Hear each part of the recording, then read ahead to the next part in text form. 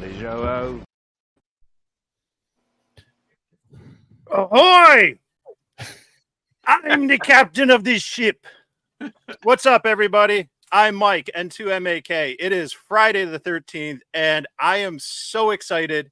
We got an awesome Northeast Ham Radio live stream for you guys today. So let's get started. Let me go around. I'll start off to my left as I'm looking at the tube. Paul, what is up? Hey, it's good to be here. Paul, N1OG. Eric. Hi, well, I'm Eric, N1JUR, and sporting, some pirate swag. Hey, Matt. Hey, this is Matt, N3VAN. Great to see you guys and everyone that's in the chat. And Marvin. Hi, Mighties. I'm Marvin, W0MET. And Chris. Chris, KI1P in Vermont. This isn't going to be a 3-hour tour, is it? No, it's not. God help us, you didn't get the joke. Yeah. And lastly, our guest, but he shouldn't be a guest because he's in the Northeast right now. Salty Walt, what's up? What's going on? I'm VK4OGO today with my Aussie flag behind me. Hey guys, thanks for having me on. I'm enjoying this. This is going to be great. I'm really looking forward to a fun stream here, guys. Me too. Awesome. Well, the whole purpose of this stream is we like to get together once a month, talk ham radio up here in the Northeast, and we figured what a great topic to have since we got Walt would be operating on or around the water. And I know everyone certainly associates you, Walt, with operating on the beach, counterpoise wire on the pool noodle in the water, getting that 10 dB. But a lot of us in the Northeast, some of us have operated on the shores, right on the ocean. Others, like myself, are operating on Great Lakes, Finger Lakes, canals, and rivers. Some of us, I think, Paul, you might have even done some maritime mobile or operated. You got the 7300, I think, hooked up in the boat or used it in the boat, perhaps. Well, so I got the 7300 and it's in the boat, but the boat has still yet to venture into the water this year. Really? I thought you already took that with you up north. No? Now we took the little boat because the big one couldn't get out of the bridge. Bummer. My grandfather used to have a sign in his cottage on Lake Ontario that said a boat is a hole in the water into which one pours money. And I think that that's not the So only true. one. Bust out another 1,000. That's right. Yeah. That's exactly what it stands for. Paul's got 2 Yeah. mortgages on. He's got 2 boats. Yeah. It's funny to say that. I'm actually looking for a boat to live aboard up here. I figured I might be in Rhode Island for 2 or 3 years.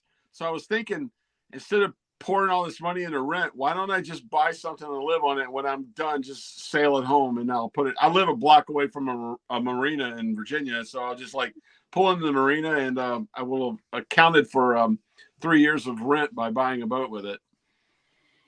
That sounds like a great plan. Yeah, I should probably. I'm seriously thinking about it. I don't know. I've grown up on the water my entire life. I can sail. I know how to power. Motor boats. My dad, we had boats my entire life. I've been through, calm waters, storm waters, everything else. I've sailed the Atlantic, the Pacific. I know how to, I'm a guy that grew up on the water, so I can handle a boat. And I'd love to live on one. I know one thing though. You guys were up here in New England. It'd be cold as hell this winter living on a boat. But hey, you know what? Yeah, the waters up here are not great, especially in the wintertime, for sure, for many boaters. They all go south, so, you might have to leave a little earlier than planned. Yeah, I tell you, I worked up in Wisconsin for quite a while, and in the shipyard up there on the Great Lake Michigan, or actually in Green Bay, which is it comes around from Lake Michigan, and we put bubblers in the water to keep the water flowing around the hull because it would freeze. The hull would freeze up tight in the lake if you didn't put the bubblers on. That's something we don't have to worry about in salt water, but that was interesting. Yeah, well, I I love boats. I like the idea of boats. I'm a big speedboat fan, but I think when it comes to like operating on the water, once you get still, once that boat's not moving, forget it. I'm like, basically green to head to toe, and you can cash me out. So not gonna happen for me. Cool deal. Well, I'll tell you what, though, one thing I've discovered is that the state of Rhode Island, where I'm at, I mean, it is kind of a little funky and different than the rest of New England to me. I mean, I worked in Maine for a while and been all over New England, but this little state is just one big salty AF place. You know what I'm saying? It's just like everything is like, it's so cool. That's why my videos right now, everybody see me like it. You don't have to look far to find a seafood shack, a clam shack, a place, that's just really Awesome. cool. I mean, just today I got off work, I activated and play. I say activated, not POTA. I just went on the beach and operated portable, playing around with this radio some more, the little Q900, which nice. This thing's growing on me, guys. It's growing on me. I used internal battery today, just 10 watts QRP. DX to Europe. It was great. I enjoyed it. And on the beach with one counterpoise, and we'll talk about that maybe some more. One counterpoise just kissing the salt water, and got off. I left there, and I went to just a kick butt oyster bar, and it was like a connoisseur of oysters. I'm like, I haven't seen anything like this since I was in like Apalachicola, Florida, down in the oyster capital of the world. This little oyster bar here in Rhode Island had like, pick your oyster, where it was from, you know what I mean, and everything. I was like, oh yeah, this is. I don't know if I'm ever leaving Rhode Island. This place is badass. You know what I mean? Yeah. No, Walt, you ever thrown an end-fed half wave into the ocean? No, that might be kind of a great idea. Although I think it would be overwhelmed by the ground. I don't know. I've got. There's a matter of fact where I'm staying here I'm in Warwick, Rhode Island. Right around the bay, there's a park with just trees that hang out kind of over the beach. And I've been waiting for the crowds to die down. I want to go there. I have a traditional, 65, 66 foot end-fed half wave. I want to throw it up in the tree and sit on the beach right by the water with a real end-fed half wave. That's going to happen probably a month or so, within the next month. That'll be cool. Nice. Yeah, I when I was down in Florida, I had the opportunity to literally throw the end-fed half wave down into the ocean from the 5th floor. How'd that go? And it radiated amazingly. Of course, it was pure eastward, direction. But yeah, it was fantastic. Perfect, clear signals all over Europe. I've hung a random wire. I can't remember, maybe 29 feet or so. I can't remember what the actual length was.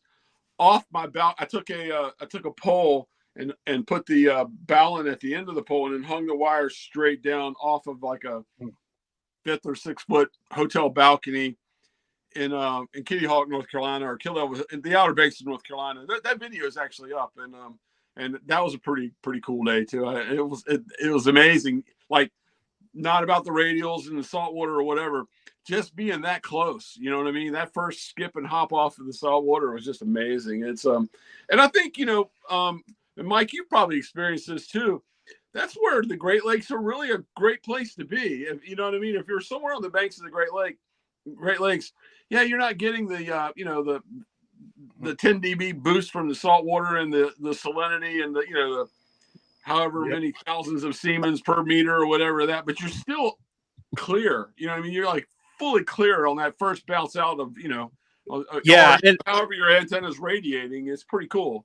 Yeah, I can attest that, when it comes to the gain, that, the fresh water is about as good as dirt. It's definitely not the salt water or whatever. But that said, when you get on like the Great Lakes, then yeah, it's clear for, 40, 50, 60 plus miles. And whatnot. And it's directionality in the way of the clearness, I would think. I'm asking this. Yeah. I could end up in Wisconsin again working. So, I'm kind of curious myself.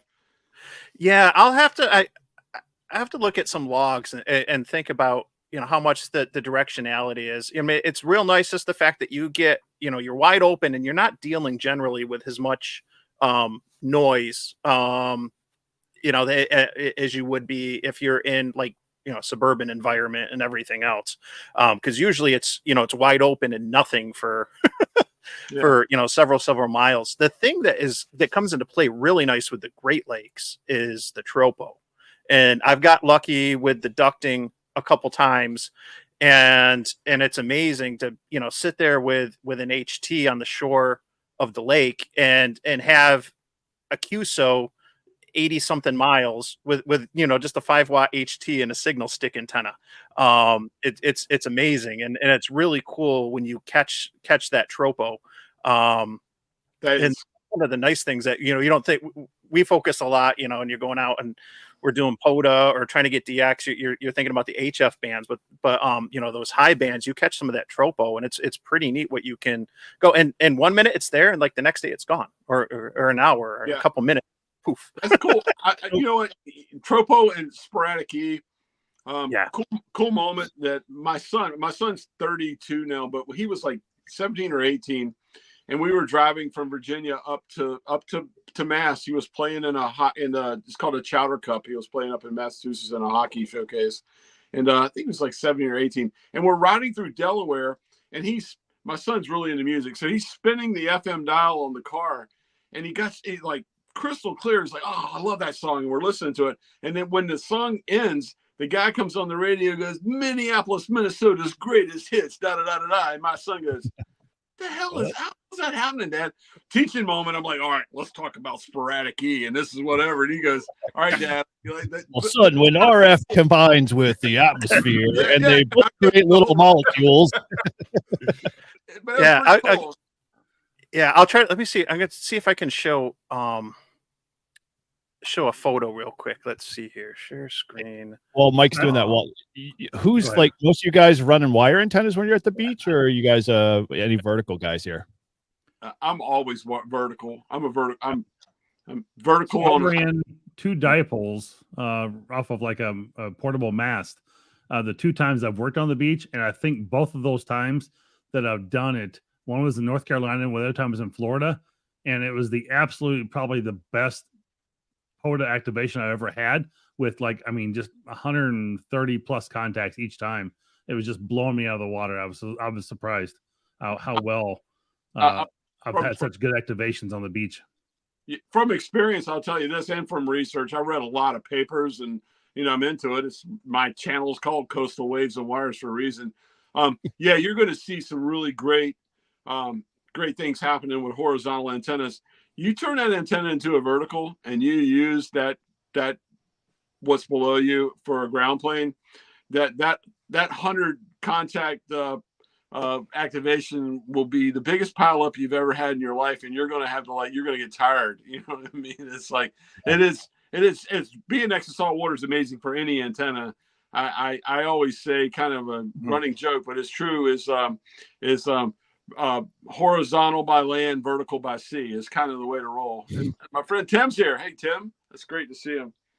Howdy, Tim. Yeah, I got to restart Chrome, so I'm not going to bother doing that to shore. It was just a picture of me on the shore with a HT. But what was interesting with the tropo, and it was about a year after having my license, I'm up in the Sackett's Harbor region on the Great Lakes at my in-laws' cottage, and up there with my family. And before I went up to the cottage, they asked me, will you reprogram the TV? And there's no cable up there. You got to just scan with the bunny ears and stuff. And I go to rescan the TV, and I notice some stations are coming in from Rochester. Now, as the crow flies, it's about 80 miles away, direct path over the lake. And I'm like, oh, they're getting channel 8 up here. And I started thinking, I'm like, wait, aren't these some of these stations like on UHF frequencies or whatever? And first time I was up there, I certainly tried to see if I could hit repeaters back home. No luck. I walk out after reprogramming the TV, and sure enough. And so the TV is actually, when I'm up at that cottage, the TV is my beacon. If the Rochester stations are coming in, then I know that there's ducting. And every time that's happened, sure enough, I can go out and with an HT, I can have 80 plus mile QSOs as the crow flies. This is crazy. Funny you should say that, Mike. I don't know if you saw it a couple days ago. I put a picture of me as a little boy on a mini bike in front of my house. If you saw Yep. that, okay, that was my front yard. You saw that water? That water behind me was my front yard. We had a road and then the front yard. Well, that is basically the end of the Chesapeake Bay, the very end. Okay. That from my front yard, you take a hard right and you go into the Norfolk Harbor when I was a kid. So at night, or for almost throughout the entire summertime, all the way at the bottom of the Chesapeake Bay, we could tune our television UHF to channel 17 and watch the Philadelphia Phillies all the way at the other end, from in Virginia all the way to Philadelphia. Like, I would say 7 out of 10 times. This is back in the analog days, Wow. too. So the fuzz would be there or whatever. But it was a clear shot from my house, my front yard, all the way up the Chesapeake Bay to Philadelphia, and we could get television in the summer. Wintertime, it was gone, but it was the same deal. Call it Tropo, sporadic E, or not even sporadic, because it was so regular to get that television. There's been, from some of the maps I've seen, and I haven't gotten out to play much on the radio. The last couple of days I've been so busy, but VHF contest is coming up this weekend, starts tomorrow afternoon. And a couple folks in the VHF group up here were posting some of the Tropo maps, and just the way the weather is up here right now in the north, it's absolutely gorgeous. And it's really shaping up. There's apparently been, quite a few openings and stuff. And so with a contest weekend for VHF, that might make things really interesting this weekend. So we shall see. I want to say one thing. Everybody in the chat that said really nice things to me. Walt's my Elmer. Walt, I appreciate it. Whatever. My YouTube Elmer's in the chat as well. Tim G5TM, guys. If you don't subscribe to his channel, go subscribe. Tim is Tim's my man. He's awesome. So just saying that. A little plug for Tim. And Very cool. I'm so glad he's here. I'm kind of flattered that he came to watch us. So that's cool. Nice. Yeah. Yeah, and it's probably close to midnight over there right now. So, all right. Hey, Chris, you planning on playing in the VHF UHF contest? Yeah, I want to, but I got tons of family stuff in the way. So I'll probably take the van and drive up Roxbury Mountain, play around for a little bit, but nothing serious. But you're right about the band openings. I've been looking at the APRS propagation map. There's been a lot of red blobs over the Northeast. So hopefully that's around this weekend. Yeah. Yeah, that's my tool. It's not, I don't have rabbit ears like you, Mike. So, in essence, that I have to actually rely on the internet, sadly. So, yeah, funny you mentioned like verticals, Walt, because I don't know if you're seeing it now since you're operating from Rhode Island, but like I did a 7-park rove all the way up like Route 1 through New Hampshire into Maine. And we just sat on 10 meters, literally every park and beach all the way straight up until we got to like 4 or 5 in the afternoon when 10 was like, okay, I'm done for the day. And we had a direct pipeline into Europe and South Africa and, all that. You finding the same thing now when you're doing your sport? It's funny right now. 10 is just coming alive, like for New England, for me right here. Like I'm saying, just like 10, 15 days. It's like, it's kind of funny if you watch the muff map, you can even see it. You can see it growing. This, the maximum usable frequency is growing and growing and growing. In about a week or two, we're going to be able to work the world from New England on 10 meters. You can see it coming. Yeah. Can't wait. Looking forward to it. Yeah. It's a good time to be a tech. Trust me. Oh man. I try to push that. It's like last weekend I went like over to Portsmouth, Rhode Island with that I'll call it Anytone 555 plus. Well, export radio that I didn't do anything to. I kept it a 10-meter radio, the Redivus thing. And I was sitting there, man. It was like 35 watts or so. It was like shooting ducks in a barrel, man. It was a blast. And what was funny, I looked at the muff, and the muff was only like 23, 24, and I'm sitting up here like just rolling in 28 megahertz. It was kind of cool. So it was working well.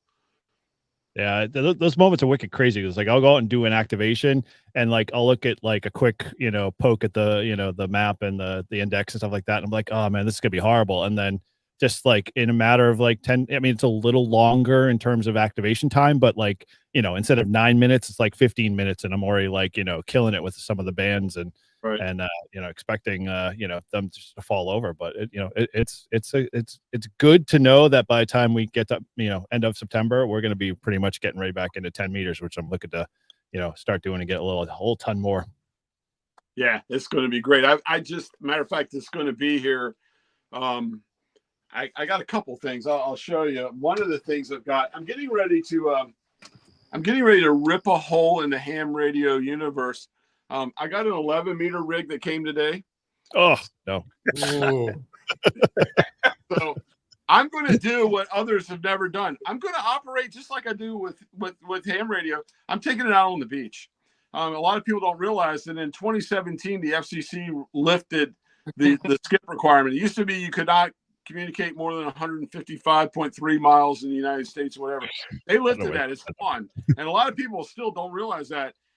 I mean, and we all know 11 meters, people will like crank up the power or whatever, but I'm going to show, that's why I got the FCC, because it's like 12 watts. I'm going to show legally, I'm going to do a video to show you how you can legally work skip on 11 meters. I'm looking forward to that. On top of that, I'm also have a President Lincoln 2 coming. That's a 40 watt, 12 and 10 meter radio. One of my subscribers actually contacted me and sold it to me for a very, very good deal. I'm like, you sure? He goes, yeah. I'm like, all right, here's my PayPal. Take my money, send that thing to me. So, so I'm going to like really take advantage of what's coming up right now on 10 and 11 meters. I can't wait. I can't wait. And I talk about 11 meters because I want to bring the 11 meter guys that are really, you guys, if you've ever worked 11 meters, there's some awesome, just really classy, top-notch operators in 11. There's a lot of jerks and crap in there too. I want those guys that are really good to come over here with us. You know what I mean? And I also want the guys that are like, salty and kind of like get out SSB, whatever. I want them to the ham guys to kind of dabble over in 11 too. Let's just like, it's just a band between two ham bands. It's in between 12 and 10. You know what I mean? It's just another band. So, and that's where I came from. I was an 11 meter guy probably before everybody here except me was born. You know what I mean? That's just where I'm at. And so that's where I'm going with it. So yeah, I'm so excited with the conditions and coming up on the peak of the solar cycle. Right now, we're coming into fall here in the Northern Hemisphere. It's going to be awesome. It's going to be great. Now, I got a question for you. Hold the train here, Mike. We've got an important announcement. I don't know if you've noticed Ham Alert's been blowing up. Grayman Poda is sitting on 7 point something AM, Mike. You need to get on AM right now. I got to get permission from the captain to operate. The ship on cruise control. Come back. Hold on. Yeah. I feel I'll just say the sidebar on AM real quick. It's been fun. When were you active? What was that, Chris? Oh, go ahead, Chris. Oh no, Chris, you want to go ahead? You want to finish that thought or the question? Is he not hearing us, or did I freeze? Or what? You freeze, Chris? No. All right. Okay. All right. I'll just say with AM, it's been fun to do and try, and I've learned, but it's a challenge. AM is definitely a challenge. Oh, I think Chris must have a lag or something, because now are you hearing us, Chris? Because you were about to ask something. I was just saying, what frequency were you talking about? He's sitting on 7295 AM. What frequency were you talking about? AM. Oh, one of the ham guys, ham tubers, is working 7295, 40 meters AM. Problem with that is the Euros can't work it. They can't go above 7.2. Yeah. Yeah, they definitely can. It's hard to find the bandwidth for AM, is where I was going to say, like, because you're taking up so much space, and I try not to step on anybody. And so I'm listening down on sideband before I pick a frequency. Is there anyone near there? Is there anyone on AM? And if you operate at night, which is good, but then you start getting 40 meters starts opening up, and then you start getting more, international broadcasts coming in. It's tough. I've gotten a couple really good activations in where I've gotten like a few dozen on 40 meter AM with, what is 25 watts, 20 watts, whatever the 100-watt radios put out. I think it's 25. Yeah. But with the 25 watts, and I'm curious, I got to try it late at night because I don't have a lot of DX on 40. I've gotten some when I do late shifts, but I'll have to try that. I do have a 40 meter vertical I built, quarter wave, that I can bring out one of these times and set up and see if I can maybe get out there really late. But AM can definitely be a challenge, but it's fun. It's something different. Speaking of 40 meters is such a different band in the United States compared to the rest of the world. I don't know if you guys know, but I worked back and forth to Poland for 2 years, and I was over in Europe. And man, and in my friend Tim here, I watched the guys in the UK operate, and they all kind of like go to 40 and start working 40, and I'm thinking, I don't get it. You know what I mean? Because in the States, 40 is just such a different band. You know what I mean? Maybe it's me. I kind of like, my life begins at 20 meters and goes hot up. You know what I mean? It's like for DX and working portable or whatever. I mean, Mike, you just said you have a quarter wave for 40, but how freaking hard is that to build? You know what I mean? To put a quarter wave up vertical for 40 meters. Yeah. Damn. That's big. Yeah. It's basically, I mean, it's the simplest thing because it's like 33 something feet of wire, and it's just going to a BNC or one of the BNC Cobra head binding posts. And then I've got all the radials to hook up to that. So I just need the space for, I think I got 6 radials, 6 33-foot radials for it. And whatnot, but it's, you go to the trouble to set that up, and it's not going to really be multi-banded. So you're setting that up, you're going to be committed. But up here, 40 meters, if I'm focused on POTA, 40 meters, pretty much regardless of the time of day in the Northeast, you're going to get contacts. If that's what you're thinking about, you're not going to get DX, but you're going to get, there's such a ham density in the Northeast that with 40 meters, you don't need a lot of antenna. You don't need a lot of power. As long as there's not a horrendous amount of noise on the band, most of the contacts are going to be, an S7 to an S9, regardless if they're running 5 watts or they're running 100. Yep. And it's easy to make those contacts. That said, it depends what people are looking to do. If you're looking to work DX, then that's a real challenge. And I was super excited the first time I got DX from France on 40 meters, one late shift. And that was with a 40 meter dipole, up, about 30 something feet, at around 11 o'clock in the evening, Eastern time. And I was like, oh, this is so cool. It's funny you say that. When I was in Poland, I would get up at like before sunlight. Over there in the wintertime, the sun doesn't come up till like 8 in the morning anyway. So, I was in Poland. I would get up before I go to work, and I would have like a infed halfway for 40 or whatever stretched out over the backyard, which kind of was broadside over to USA. And I think most of my USA, contacts or whatever were on 40 below 7,200, to the USA on 40 meters, more so than the higher bands, which you kind of would, for me on this side, back over here in North America, it's the high bands where I work Europe. You know what I mean? It was kind of strange. It was a different thing for me, but that also, I know for a fact was because I never worked anything more in 2 years time. I never worked anything above 20 watts the entire 2 years. So, Wow. So what is we were talking about verticals a little bit ago. Mm-hmm. Like, are you using like a Chelegans, a Wolf River coil? I mean, what are you using for your verticals on the beach and some of those other things that you're doing a lot of that with? There is nothing that I haven't used on the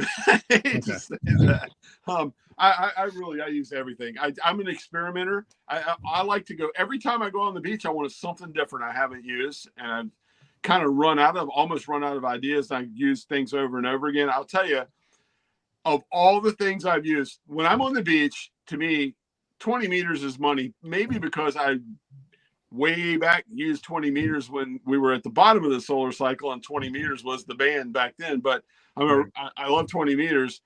A vertical half wave for 20 meters. I take my DX Commander 10 meter expedition pole. I take a piece of PVC pipe, drive it in the sand, screw the bottom off of the DX Commander, slide it on top. To that, I just use speaker wire. Use a half wave length cut piece of speaker wire for the 20 meter band. 49 to 1 coax. I use about a 1 meter long counterpoise on that because you really don't need it for halfway. But that antenna, I'm telling you right now, I have worked long path, short path, every path you can imagine around the world with that antenna on the beach, just being next to salt water. That is, to me, that's my money antenna. But I can't do but like a couple videos on it on my channel of that antenna. I got to do something different because people don't want to see me on the beach, right. Well, 100 times. What you need to do, Walt, is basically just take a big bowl or like your 5-gallon hammer bucket, scoop out the salt water, and then just go inland and put your wires in there and see, what you get. Said that because there was a guy on YouTube that did that, and I'm like, no, that's not how you do it. That's what the thing is. It's the glass. It's the whole area. You know what I mean? That's that whole The surface, yeah. The ground plane. It's not the salt. It's really not the salt water at all. It's just the surface of the water and the conductivity. How many Siemens per minute of that you can?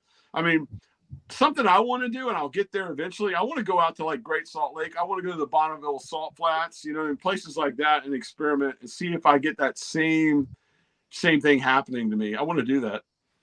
Heck, you just need to get in a plane and go out to the Dead Sea and try it there.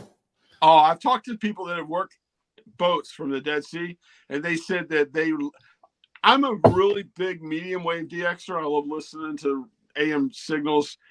The first video on my channel is from me in Kauai, Hawaii, like listening to Tonga and New Zealand and Japan, on medium wave. And I talked to guys that said they can go out on a boat in a medium wave and you can literally listen. And back then, the guy said he was in the Dead Sea with an AM radio and a nice antenna and was listening to WFA in New York, and he was listening to a Mets game. I mean, wow. That's crazy, like. Nice. Yeah. One of the things I got to say, Walt, is I know you get, and it's sad. There's definitely some sad hams out there. I don't like that word, but there's definitely some sad hams, or we jokingly call them the drive-by engineers, and they'll say things like, "Well, that's just because you're on salt water or whatever." And, Mike, you gave me that name. I think you gave that name out. Yeah. The drive-by engineer came from you. I love it. I still use it. But at the end of the day, I always like to joke, like pretty much every antenna you've used or made, I've used in the woods. I've used it on a lake, and it gets out. They get out, they work. Certainly, having 10 dB gain or whatever, but everything that you've made, put together from the most basic to the most complicated, I've done it on dirt and with 10 watts or less, and it's still, they get out or whatever. So there's certainly an advantage, but at the end of the day, like you're doing some really good antennas, and there's pros and cons to just about all of them, from deployment to patterns and everything else. Yeah, every antenna is a compromise. You know that. I mean, we all know. One of the things I will tell you, Mike, you and I are like at the beginning of the Ribicoff craze, which I don't take credit for beginning. I found the Ribicoff. I was researching antennas and found the Ribicoff. I went on YouTube, and there was one Ribicoff video on YouTube, and that was Tim G5TM. And what I did was I messaged him and got in touch with him and said, Tim, dude, I want to build this antenna. Tell me all about it. And Tim, being Tim, he's such a cool dude. He just filled me with like this amazing information about the Ribicoff. So I did the video on it. As a matter of fact, if you watch my first video on it, one thing I did, and I'll say this right now, one thing that irks me is when I see someone 100% copy something I did and they don't even mention me. But I went in the video and I said, hey, I don't take credit for this. My friend Tim, this is him, and I'm going to build this. You did the same thing, Mike. You build it and you go, hey, Walt K4OGO. Yep, I bet you would. And whatever. But yeah, so I don't, getting back to what you said, thank you so much, Mike. But I really do a lot of research. I mean, I'm an engineer. I'm not an RF engineer. I'm a structural engineer. So I grew up reading publications and papers on bending moments and finite elements and stress and all this stuff. And I'm like, that exists for antennas too. So I go read these things. I'm not going to say I'm the smartest chap in the world, because half of the crap I read I don't understand, but I get enough out of them to like, okay, I can do this and build the antenna and whatever. So that's kind of where where I'm at with that. And yeah, I don't just like cut wires and build antennas all the time. It may look like that on the channel, but I do kind of like, I put a little bit of effort and research into the antennas when I build them. Yeah, well, we're talking about antennas. I gotta ask Matt and get him in here. Since he's the antenna guy here, making them with Reliance antennas. If you're not familiar, it's fantastic. I have the 9-to-1 end-fed random wire. I think Walt recently used one of the chokes and stuff. But Matt, just real quick, talk about Reliance. Do you have anything new coming out, by the way, or what's hot for you? What's selling? Well, since Walt put that video out, I've been busy building all those chokes. He bought it. I was so busy that day I didn't even recognize him, and I'm like, wait, I'm subscribed to you on YouTube.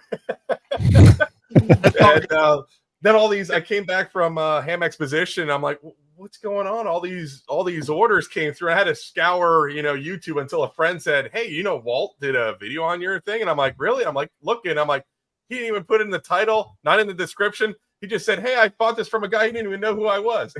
It was great. But yeah, I just switched over and added the white cases for like that little bug out mini.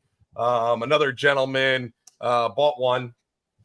And well, he bought one on my website, 1-in-1. He does CW modes out in Utah and Forest. He does great YouTube videos. And I asked, hey, do you want a white case? He goes, sure. And then he put it up on a video. He attaches it right to his KH4, the new Elecraft. And I'm like, crap, I better put them up on the website. So that's what I did real quick yesterday. And out went 14 today. Luckily, it was kind of a day off. So Wow. So wait, we can customize the color. I'd like green. Yeah. Oh, green. I don't know. Surprise! Surprise!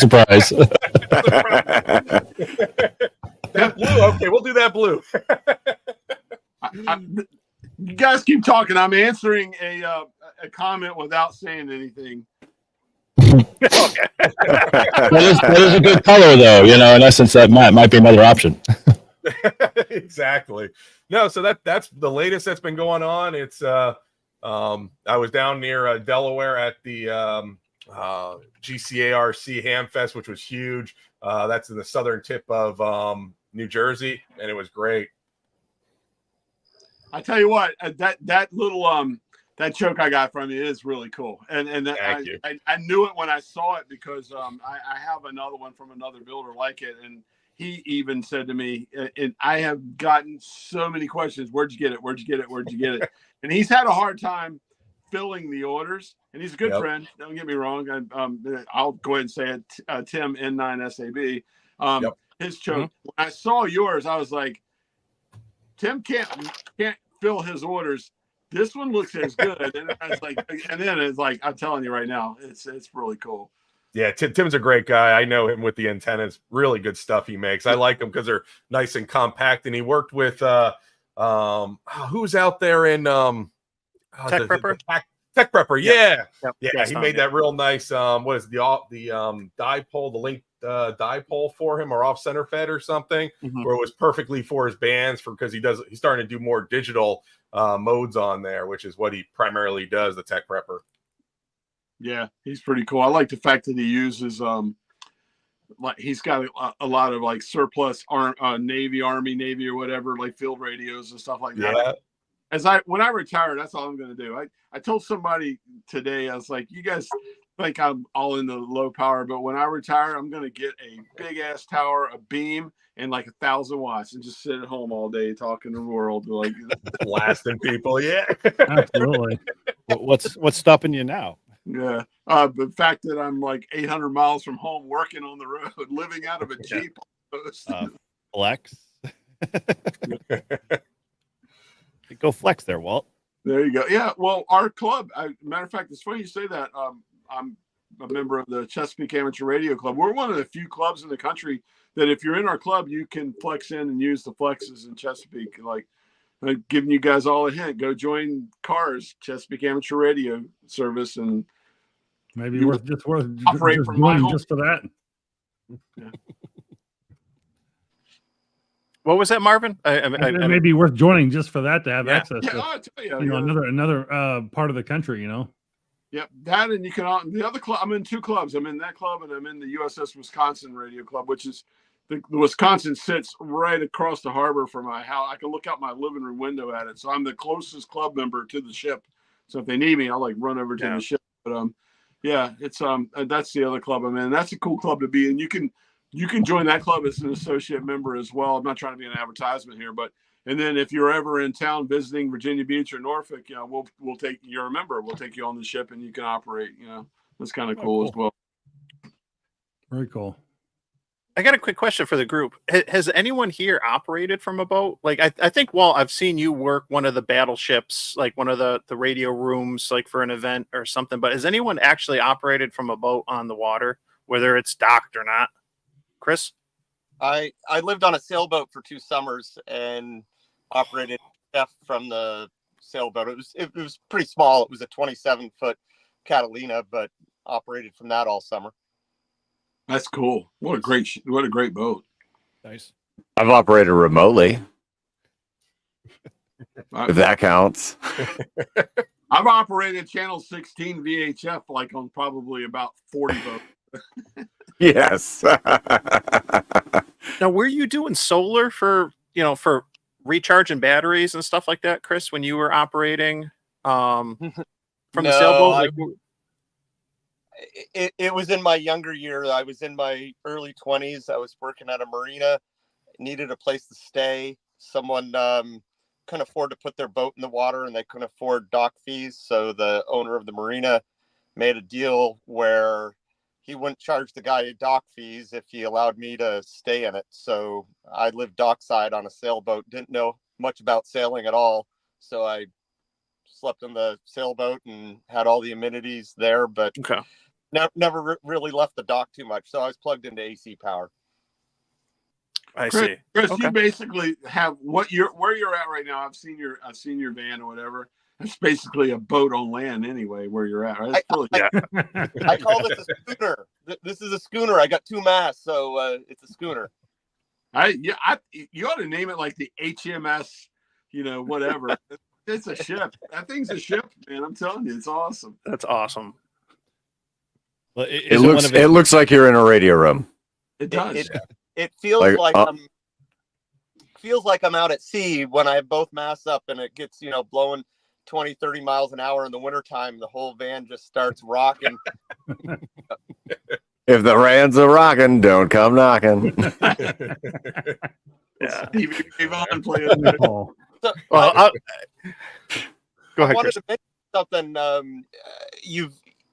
What you have going for you on the water is the same for me here in the mountains, but kind of polar opposites. So I take it you're going to the water, you're gaining 2 things. You're getting a very low angle of takeoff because you're on really flat surface going out for miles. Right.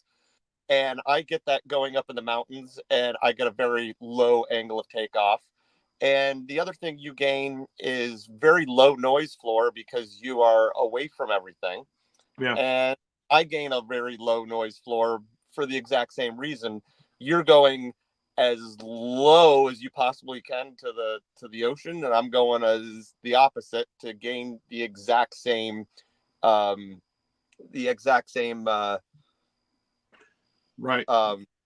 Yeah.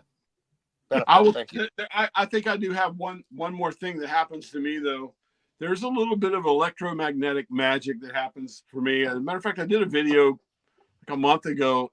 I just woke up at like 5 a.m. I'm driving to work, and I cut on the AM radio, and you can't hear the station. And I drove right up on the beach, right to the beach, and you can just hear. I put it on a station in Cuba. I knew where this station was because I'm a medium wave DXer, 530 kilohertz. I was like, watch this, guys. And as I drove up to the beach, all of a sudden, you're hearing the station. There's a lot. There's just some. I like to call it magic or whatever. There's science behind it or whatever, but there is some amazing electromagnetic crap happening when you get right next to salt water. Whether you're using it as a ground plane, whether the wire aerial on your 2017 Jeep is picking up a station in Cuba or whatever. When you get close to that water, it's amazing. I'm sure you have something similar like that too. When you're all the way at a peak and and everything else is below you, and you're probably doing the same thing. Yeah, so for me, it's more higher frequency stuff, VHF, where you get some cool stuff going on.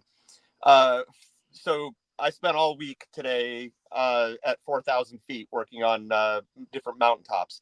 As I'm driving up Killington, which is the second highest peak in Vermont, I'm listening to just FM broadcasts, and I'm picking up a station in Vermont.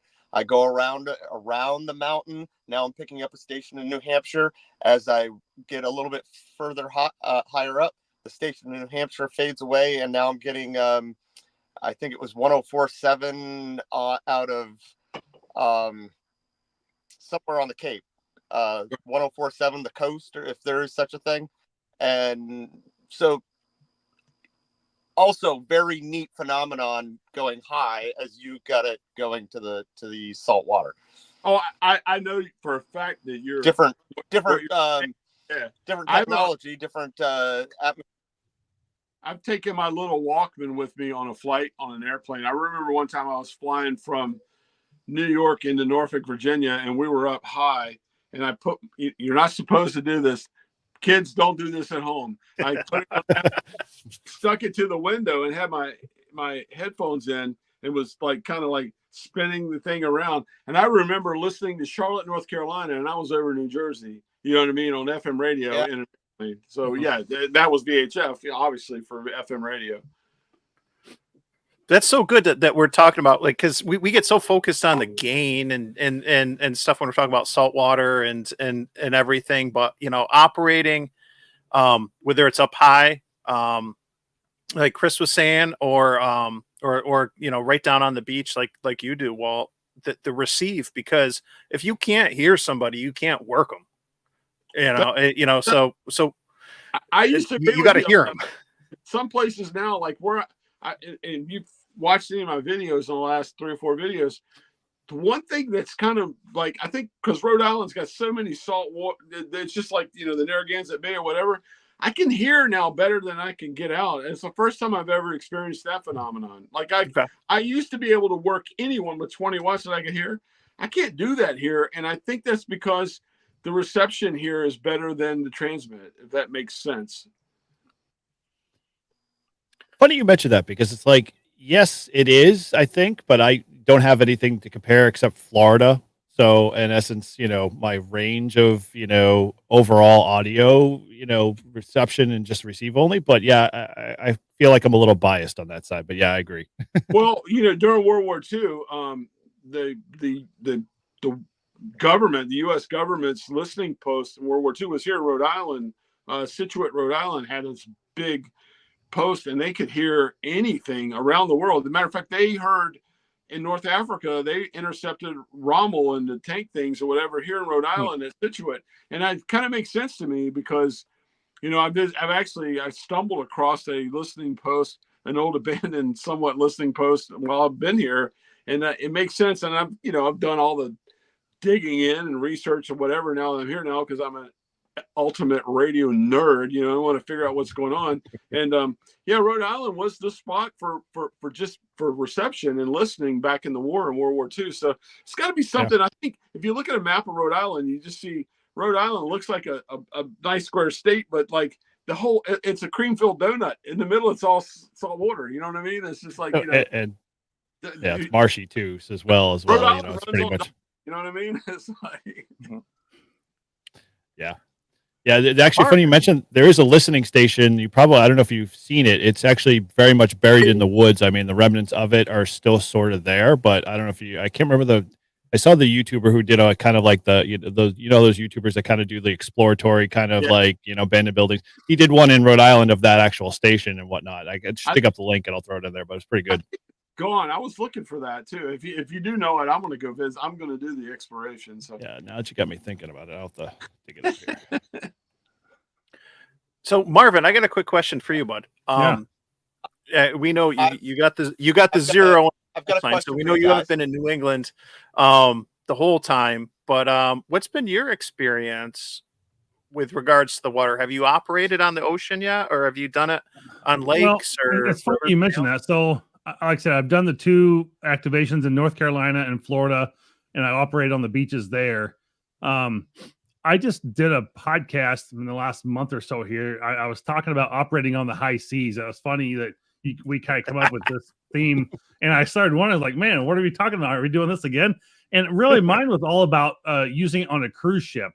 Yes, that was good. And discussing that and what the ability to be able to do that was.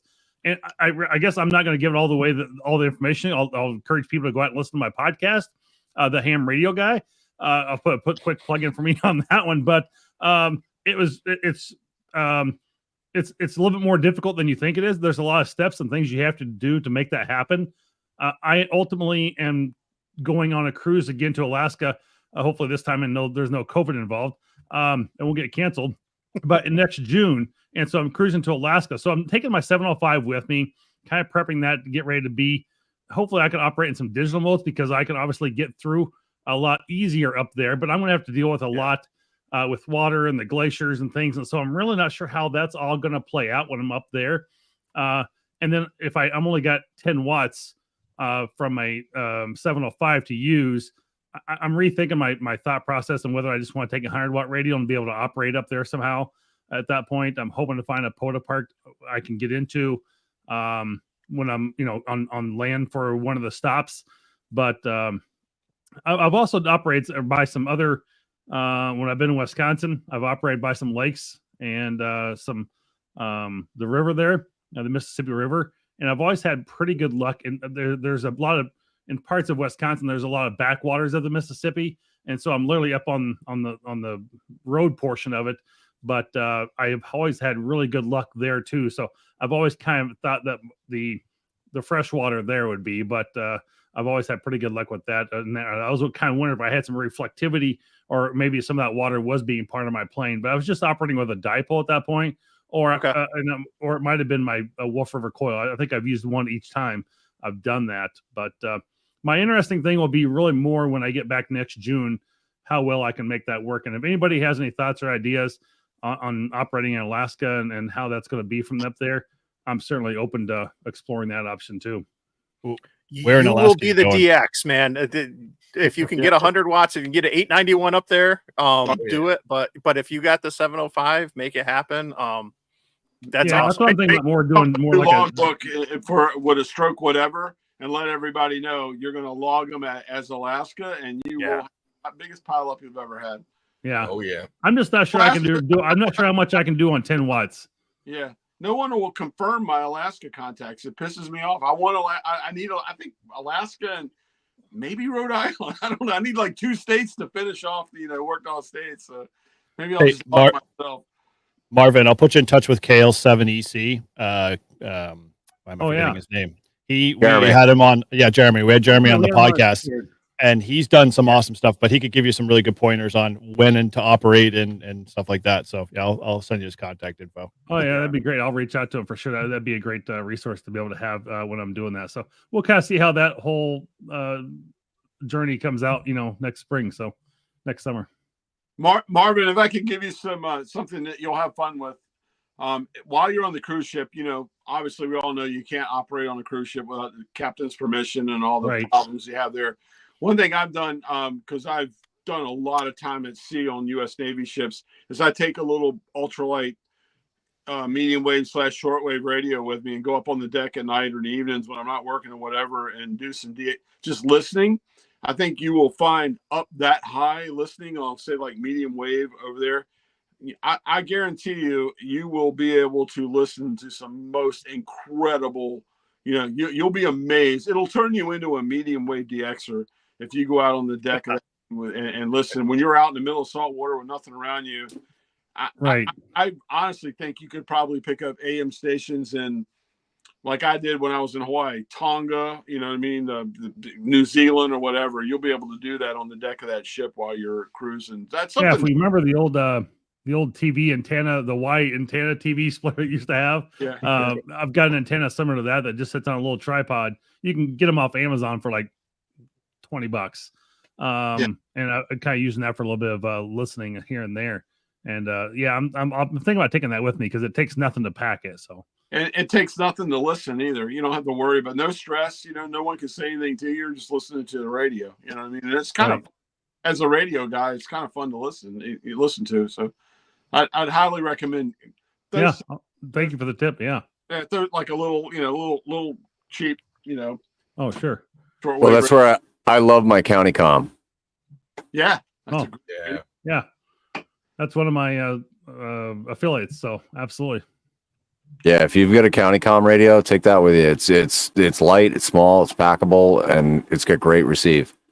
Absolutely, that's a great. I have the Texan version of the radio. If you're talking about the long, the county. Yeah, I've got both the SSB and just the AM alone. I can't remember the numbers. I'm a couple beers deep now. Numbers don't. Oh yeah, that one. Okay. Yeah.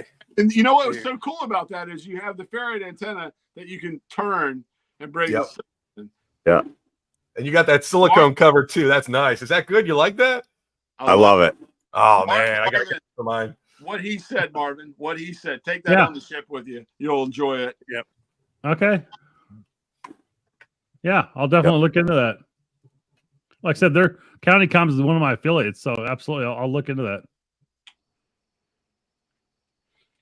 You'll love Very it. cool. Very cool. Has one of the things I'm just curious if anyone in the group has experience with marshes and swamps, because I know when you're talking about like the salinity, the Siemens or whatever the unit is we're measuring, that swamps, marshes can sometimes have not quite salt water levels, but much better than the freshwater levels. And I know I've done some POTAs and stuff by swamps. Nothing's, jumped out as me like where I've noticed like, oh my gosh, I'm getting out like crazy now. But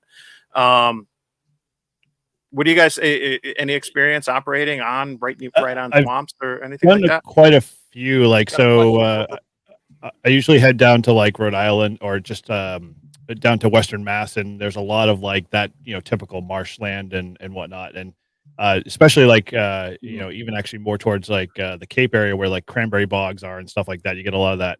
My biggest problem has always just been mosquitoes, and that's not so much even having to do with the RF. They literally probably could carry the antenna away, but I haven't seen much advantage over say a marsh versus just running straight like either at the beach or off a lake. I mean, I've run a lot of verticals, and so I haven't played much in the space of trying to like coordinate or direct verticals or the ground radials to see if I get one area or another better in terms of it. But I got to go back and revisit some of the POTA parks that I've done that I know have like those similar marshlands and try to tweak them a bit to see if I can get something a little bit more out of them. Hey, Eric, are you familiar? Everyone in New England probably is familiar with WBZ AM, their AM station. Okay, and they're in Hull. They have a directional antenna that's in Hull, Massachusetts, and it's on the marsh. And it sits right on the marsh there in Hull. If you go to the Internet Archive, there are receptions that people recorded of them in the Pacific, Australia, New Zealand, or whatever, and it's sitting on top of a marsh. So now I'm going to go kind of nerd on you. The brackish water, fresh water, a cubic foot of fresh water weighs 64 pounds. A cubic foot of pure salt water weighs 62.4 pounds. So brackish water, I know this from I work in naval architecture, the amount of buoyancy on a boat. It's kind of the same way with a radio signal. So a marsh is going to maybe not like 10 dB gain, but if you you're still coming down, you're going to get 7, 6, 5. You know what I mean?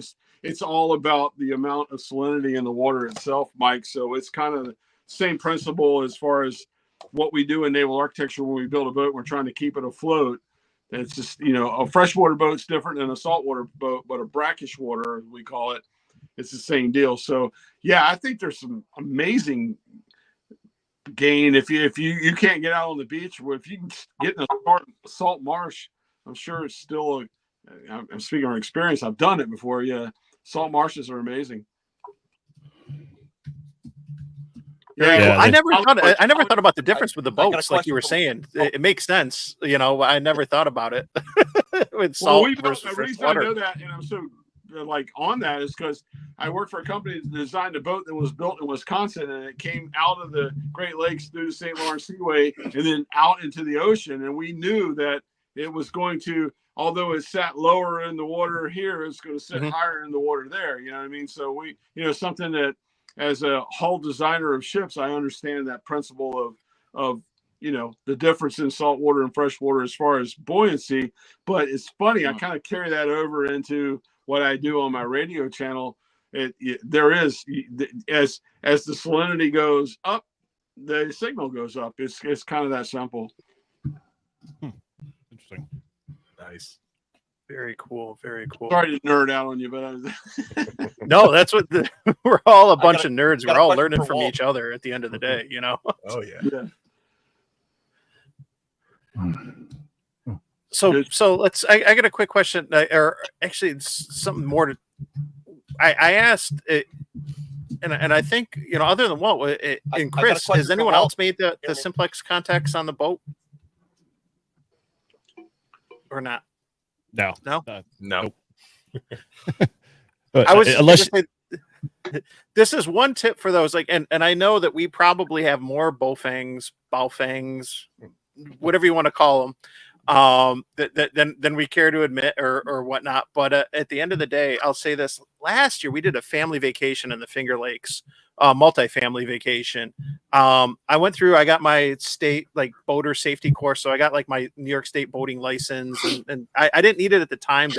I'm grandfathered in, but I wouldn't be for long, so I got it. Was bringing the kids tubing and everything, but I took a couple. I was because they're easy to program out of band, and just in case of emergency, if you're on the water, it's great. There's probably a couple maritime stations that you're going to want to, put in there and stuff. But that was my only contact was when I was testing out the boat and the bowfangs. My oldest son has his General. So he had one of the HTs back at the dock, and I brought the boat out for a spin and at least did a simplex contact on 5.2. I wasn't going out of band on the bowfang, on the maritime bands and stuff. But that's a simple thing. And if you're by water or not, then if you don't have any of those channels programmed in your HT, at least for receive, and you got some space, that's a simple thing that you can do on the water. And look at those are all available easily in Chirp and stuff. Just drop a couple of those in, and add them to your scan list and stuff like that if you're on the water. And listen, you might hear some interesting activity, or who knows. So I'll tell you a little trick that we used to do, Mike. My dad grew up on the water, and we always would go out fishing on the boat. We go out into Chesapeake Bay, and where the Chesapeake Bay goes into the Atlantic Ocean, if people are familiar, the Chesapeake Bay Bridge Tunnel. And there's 4 islands, an island at each where the tunnel goes down and comes back up, right? And they're great fishing spots. And I remember being kind of young, and we were out in my dad's boat, and you always keep the VHF on 16 because that's where everything happens. Emergency. Yep. Or get on and say, hey, whatever, your friend's boat is called the Salty Dog. Hey, Salty Dog, go to 23, and then they go to 23. You just come. It's the calling frequency, right? And there was frequency on the Chesapeake Bay. I can't remember what channel it was. We'll just call it 25 for now. I remember one time we were on the second island at the Chesapeake Bay, and we were just slaying it, man. We were rolling in just like cobia or trout or whatever. And my dad said, everyone's going to see us here. Get on VHF 16 and tell everybody go to 25 for a fishing report. And I did. This is my dad's boat was called the Half Moon fishing report. Go to 25, and I go to 25. I go. My dad goes, now tell them you're on the 4th island. We were on the 2nd island, right? He goes, fishing report, 4th island. We're killing it, cobia, blah blah blah. And we watched all the boats that were coming at us start turning.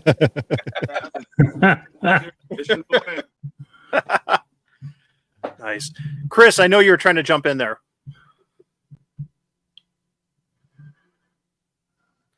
A little delay. Yep. He'll get there.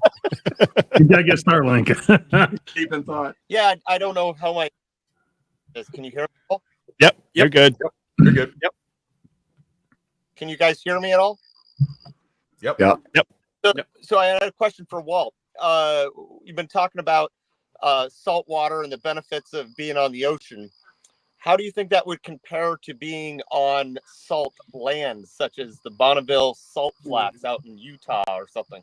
I want to find out. There's one video, you know what, I watched. That's a great question because I want to find out for myself. I don't know yet. I watched a couple that went out. They weren't ham tubers, but they were hams and they do other stuff. And I've been like trying to figure this out. And I watched them and they go out on the Bonneville Salt Flats and they put up a sloping infed half wave. And I'm gonna be honest with you, I don't want to criticize them or whatever. It was a crap antenna or whatever. And they go, hey, this doesn't work, whatever. I'd like to go out on the Bonneville Salt Flats and drive a stake in the ground, put a vertical up, and lay a counterpart, lay some a good ground plane underneath it. My gut feeling is it would be awesome. I want to try that. I also want to do that at Salt Lake in Utah. I'd like to try that as well. So I would love to go out there and do the same thing that I want to do this year for the 160 contest. I want to go to Wells, Maine this year for the 160 sideband contest and fly a helium blimp and have a vertical right up on the salt water. But I'd love to see that compared to the Bonneville Salt Flats because it's got the flat terrain that the ocean has. It's got the salt that the ocean has. The only thing it doesn't have is the water, but Right. I would think the conductivity would still be there. I think it would be too. I honestly do. I have that same interest in that, and I'm wondering as well, Chris. I'd like to find that out. Maybe you can beat me to it. You got the vehicle. Get out there and do it. I haven't been out to Bonneville since 2019. So before I was a ham. And so I'm absolutely down to take that road trip. Oh yeah. Sounds like you got a co-pilot there, Chris. I'll tell you what. At 9 miles per gallon. Take a couple gallons of water with you. Lay your this is kind of what I'm thinking how it would work. Lay 4 or 5 counterpoise out and take a couple 2 or 3 buckets of water and just pour it over top of each counterpoise wire so you'll wet each one of them up because I think that's going to let the wire conduct to the salt. You know what I'm saying? I think that would be amazing. I really do. That's just my gut feeling. Yeah, I envision in my head someone, Walt's transmitting at the moment, and there's a little kid that's got a gallon of water, keeps constantly running it over the radials all the time, just so, I'm getting louder. That's I got 2 grandsons. I'm going to take them with me out there. I'm going to do that. Come on, Billy, quit your whining. More water over there. I've heard of that being done for AM stations. Is they put out their radials and they'll put salt in the ground before completely burying them. I'll tell you, I don't know if it helps or not. But when I was in Poland, I was working on I can say this now because I've turned my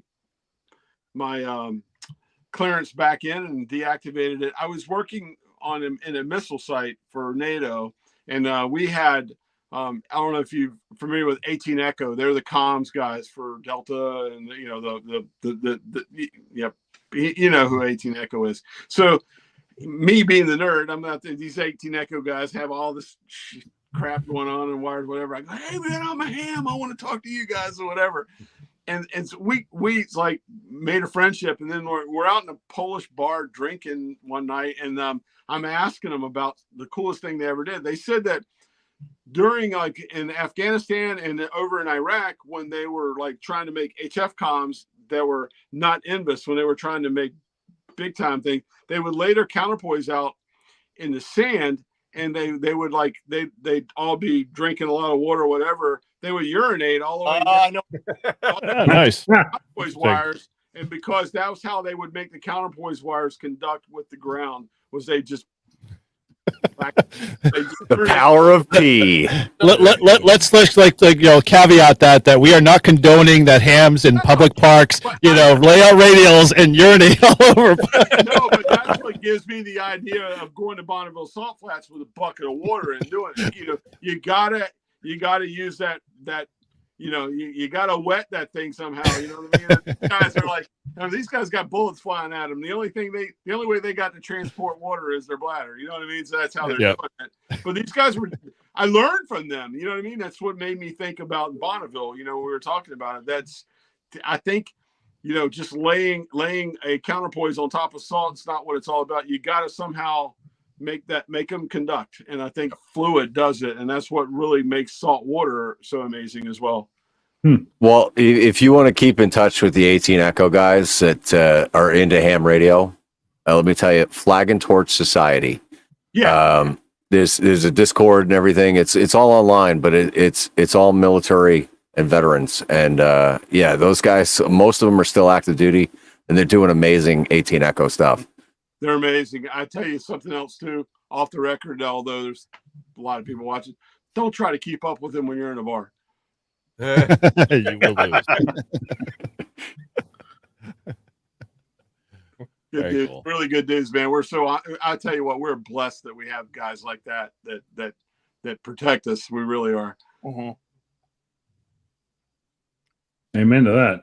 Definitely. Mm-hmm. Now, Walt, you asked me before the stream about my service. I assume you served as well. No, I've been I've been a civilian contractor for DoD and NATO my entire career. I went over for Desert Storm. As a matter of fact, in 1983, I went to Beirut. I flew into Beirut on a Navy RH-53D right after the BAQ bombing, and this is a hard reality. I was young. I was 22 years old on a Navy helicopter full of body bags when we went over that. You want to talk about growing up really quick.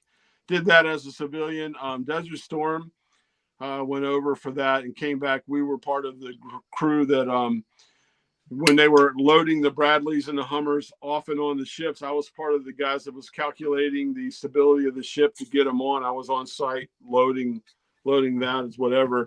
I'll tell you a war story, kind of one of the craziest things that ever happened to me. We were on a German roll-on, roll-off container vessel full of Bradleys and tanks. And as we were coming through the Suez Canal, the captain on the ship, me and the guy I was with, the two engineers, we knew we were have to get down the Jacob's ladder off the ship and land. We were lightweight. We had our backpacks with us with all our stuff in the back. He radioed. They were coming out of Suez, getting ready to go into the Mediterranean, and he radioed. This was 1991. Radios the sea pilots to bring a boat out to get the two Americans and take us back into port. And so he goes, they're going to be here in like 5 minutes. So me and my buddy got all our stuff strapped on, and we go down. We see this boat pull up beside us, like a launch boat. And the captain of this German ship goes, that's them, go down. So we come down the ladder, we jump in the boat, and now we're in the boat and we take off. And I'm looking at my buddy and he's looking at me, and I'm looking at these guys, and I was like, I just felt it, like there's something not right. So it's like we're looking at the town we're supposed to go in, and the boat just kind of goes in a different direction, and it kind of comes up on this like little pier and like off the beaten path. And we get out, and I'm like, I guess this is customs and immigrations. I don't know what's going on here. We're in Egypt. And so we get out, and the guys, we walk in the room, they shut the doors, and they make us throw our bags on the ground. And the guys goes, empty bag. So I like emptied it out, and they grabbed my bag and he dumped it on the floor. And these guys, I looked around the room and I looked over at these two guys in the corner and they got AKs. I'm like, oh, this isn't good. You know what I mean? So they go through our bags and the guy comes up and he goes, cigarettes, where are your cigarettes? About that time, the door bust open and it's the Egyptian like port patrol police or whatever, and they go, you get your stuff and come with us. So I throw it all in the bag. We get into like the van with the port patrol, and he goes, you guys just got pirated, man. They were listening on the radio and heard you guys were Americans. Oh my God. gosh. That captain should have never said you were Americans, and they grabbed you guys. He goes, it's a good thing that the boat that was coming to get you notified us that what had happened, because we know who these guys are. They're bad guys, and they took us out of there. So that was my civilian war story, and probably I still to this day sometimes like thank you God I'm still alive. You know what I mean? That's a wild story. Yeah. So that was Wow. Getting back to the original thing. I'm a civilian, but I've always been a DoD civilian field engineer. So I always go where it's going on, but as a civilian. Never, ever had a gun. I'm not a hero. I'm just I'm just a pencil neck geek engineer that had heroes around me. You know what I mean? Everywhere I was at. Well, I'm no hero either. I'm just a dumb grunt. So give me a rifle and a rucksack. Send me on my way. Yeah. That's awesome. Thanks for service, man. You probably, there's guys like me that you have helped, I'm sure. So but I appreciate it. And it's guys like Walt that keep you all afloat. So we need you all. I don't know, Mike. AM's alive and well, man. Are you listening? Are you hearing Gray Man or anything else, or what are you doing there? Well, Chris had mentioned in the private side of the chat that AM was quite busy here, so I figured I'd just poke over here and see what's going on. But haven't turned the audio on yet here, so I didn't want to kill anybody. Let's see what we're going on here. Oh, it looks like somebody's tuning. I don't know if anyone's made AM contacts live on stream. I've done AM live streams before, but that's different because I was actually the guy out in the park. But I don't know if anyone's out there activating on it. KSOJD, Jeff. Yeah, you're correct. I typically work for a commander or a captain when I'm probably bumped it up about 15 dB on the processing. So yeah, you guys hear that? Yep. Yeah. Yep. Clockwood 200. Literally AM. So what frequency are you listening in on? 7295, where Gray Man was. Okay. He was pretty big in the audio processing for broadcast. I have done some 40 meter AM below 7.2 a couple times. I know that they like to keep the AM up at, like around the 8.5, 8.6, 9.0 section. But I've done it down low before a couple times and stuff. But I got to try that again sometime late at night and see how it works. I won't try it, but all right. There we go. Shuffle you guys back. Yeah, I think we were looking for was the news layout. Yeah, I'm a noob when it comes to. There's my problem. Is like I run the host of Liffrey and Ham, and all the other guys do all the fancy stuff in the background, including Paul. So he knows all the buttons. I'm just like a lost soul. We're all a bunch of amateurs. Yeah, exactly. So, well, I have a question for you when it comes to sand, and I've only operated on beaches a couple times and stuff. So when it comes to sand, do you have issues with it? Like when you got your coax on the sand, and does it collect sand? Do you have to do it? It's as simple as shaking it off or wiping it off before you put it away in the bucket, or what do you got to do to like try to mitigate any issues with sand getting into the radios, getting into the connectors, things like that? Good question. I always try to this is a belt, but let's just say I disconnect the coax and take it off. You definitely, okay. I've had it happen and fall in sand, you blow it out or whatever. But what I normally do, if the coax has been on the beach, is like take your hand and just kind of, do one of those with it. They're going through, get the sand off, and then roll it up. I'll be honest with you. everything I own, ham radio, it's got there's some sand in it or on it or whatever somewhere. It's like my G90, which is out in the Jeep, but that thing is just like looks like it's. I guarantee you, right now, I could disassemble that G90 and have about a quarter cup of sand come out of it. It's just there's no way around it. It is what it is. It's like I can't believe that radio's lasted as long as it has for me. I really can't. That's one of the things. I know I always praise that radio or whatever. Mhm. People talk about cheap Chinese junk, but that thing's a tank, man. It really is. It's just, it's flown across the Atlantic, 5 times across the Pacific. It's been all over with me. It's been on beaches. I've dropped it. It's been wet. It's done everything. It still freaking works. It's a great little radio. A tech tip. Oh, sorry. Tech tip, right? As long as you've got no power or anything connected, you can actually run your electronics through the dishwasher. And when they're fully dried out, they are clean and great, and it's good. Has anybody, Mike? I don't know if you have. Do you have my QSL card? I don't know if I want to show you. I'm gonna get to the reason why. This activation never happened. This activation never happened. If you see the antenna here, I had it hooked.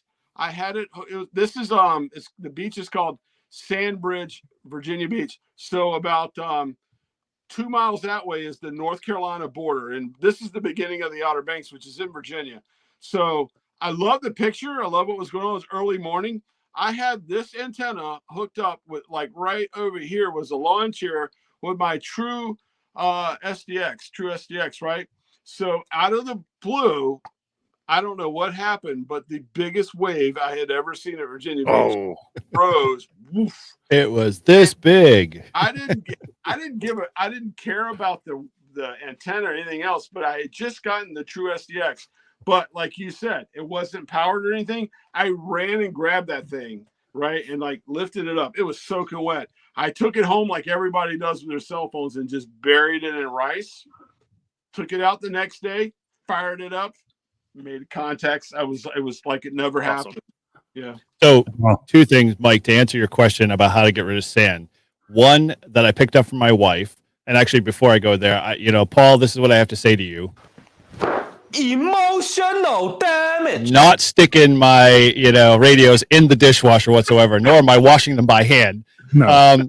2, if you ever want to get rid of sand off of stuff, if you ever go like there's a baby beach wipe or something like that moms carry when they take their kids to the beach and they wipe their feet off.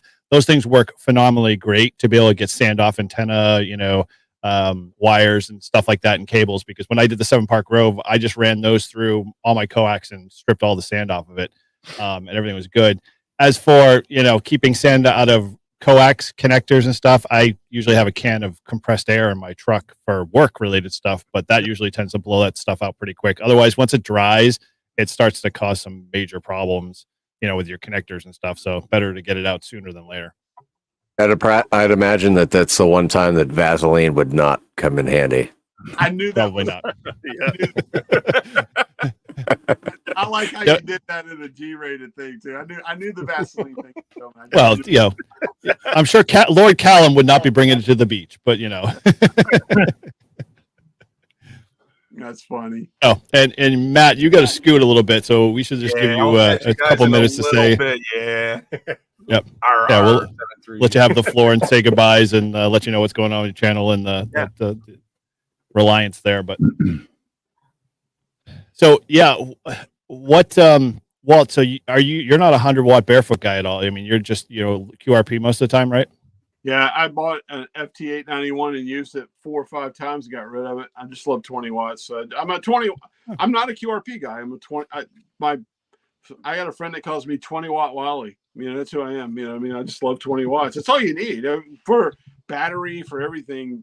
The difference between 20 watts and 100 watts is there's not a whole lot of juice for the squeeze. You know what I'm saying? It's worth it to just operate, especially for me. I have the advantage over so many people being by salt water. So 20 watt, I'm a 20-watt guy. Okay. All right. Hey, how is everybody else in the group? Are most of you guys low power guys, or are you guys more of 100 watters? More power. Always more power. More power. I started operating my 705 a little bit more. but still fairly new into that one. So when I have done it, it seems like I have to go back to 100 watts anyway to get enough contacts to get out. I was up on Mount Tom in Massachusetts this past weekend, and I was trying to use 10 watts and wasn't making any contacts, and had to bump it up to 100 with another radio to make it work to get the activation.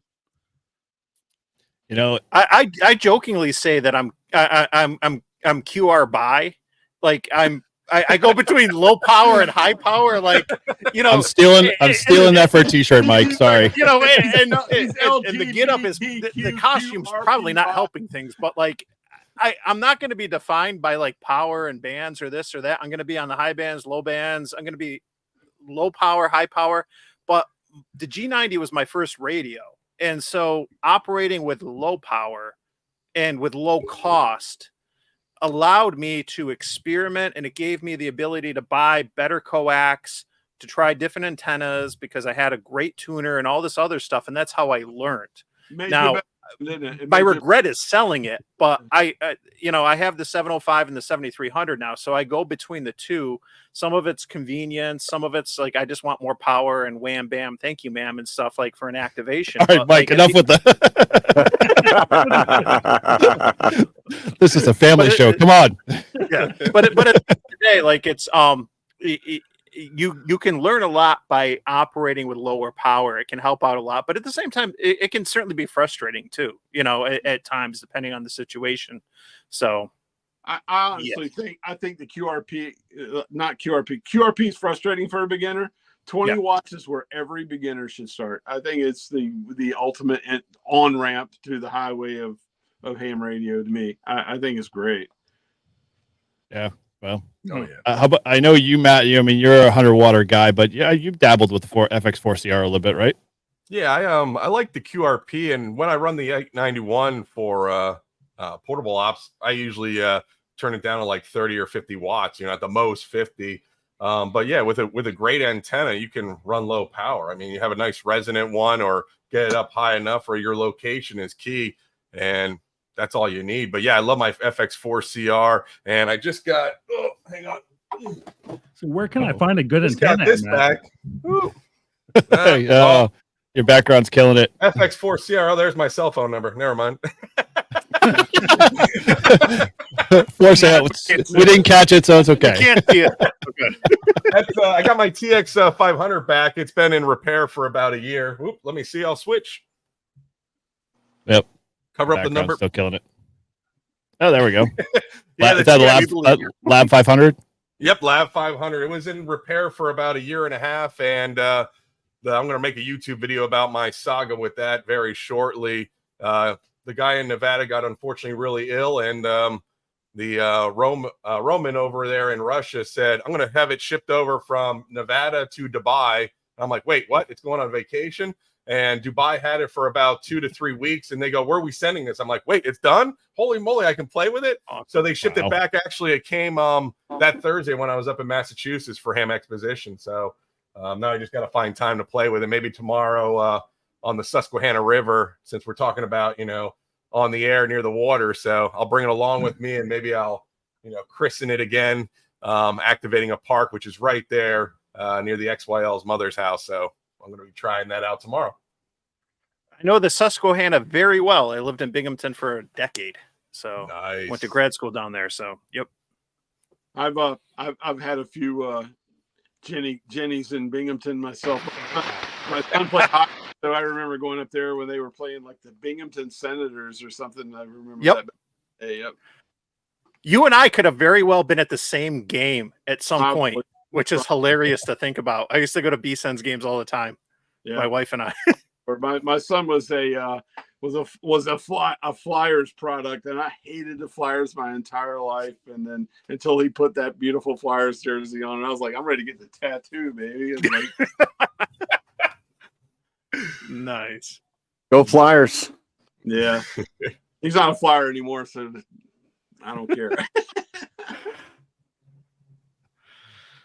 Yep. Well said. Well, hey, yeah, I know it's like a little past 8:30 there, Matt. I don't know if you want to just know what folks Yep. are going on and give us an update on Reliance, and we'll let you jump out here so you can hit the road. Like I said, I got to be in Harrisburg. I'm going to leave in about a 2-hour trip, so I'm going to be heading out right now and pick up the little one from Grandma and Grandpa's, and then head on out and drive up to see Mom. So with Reliance Antennas starting to come out with those new white cases, keep an eye on the website.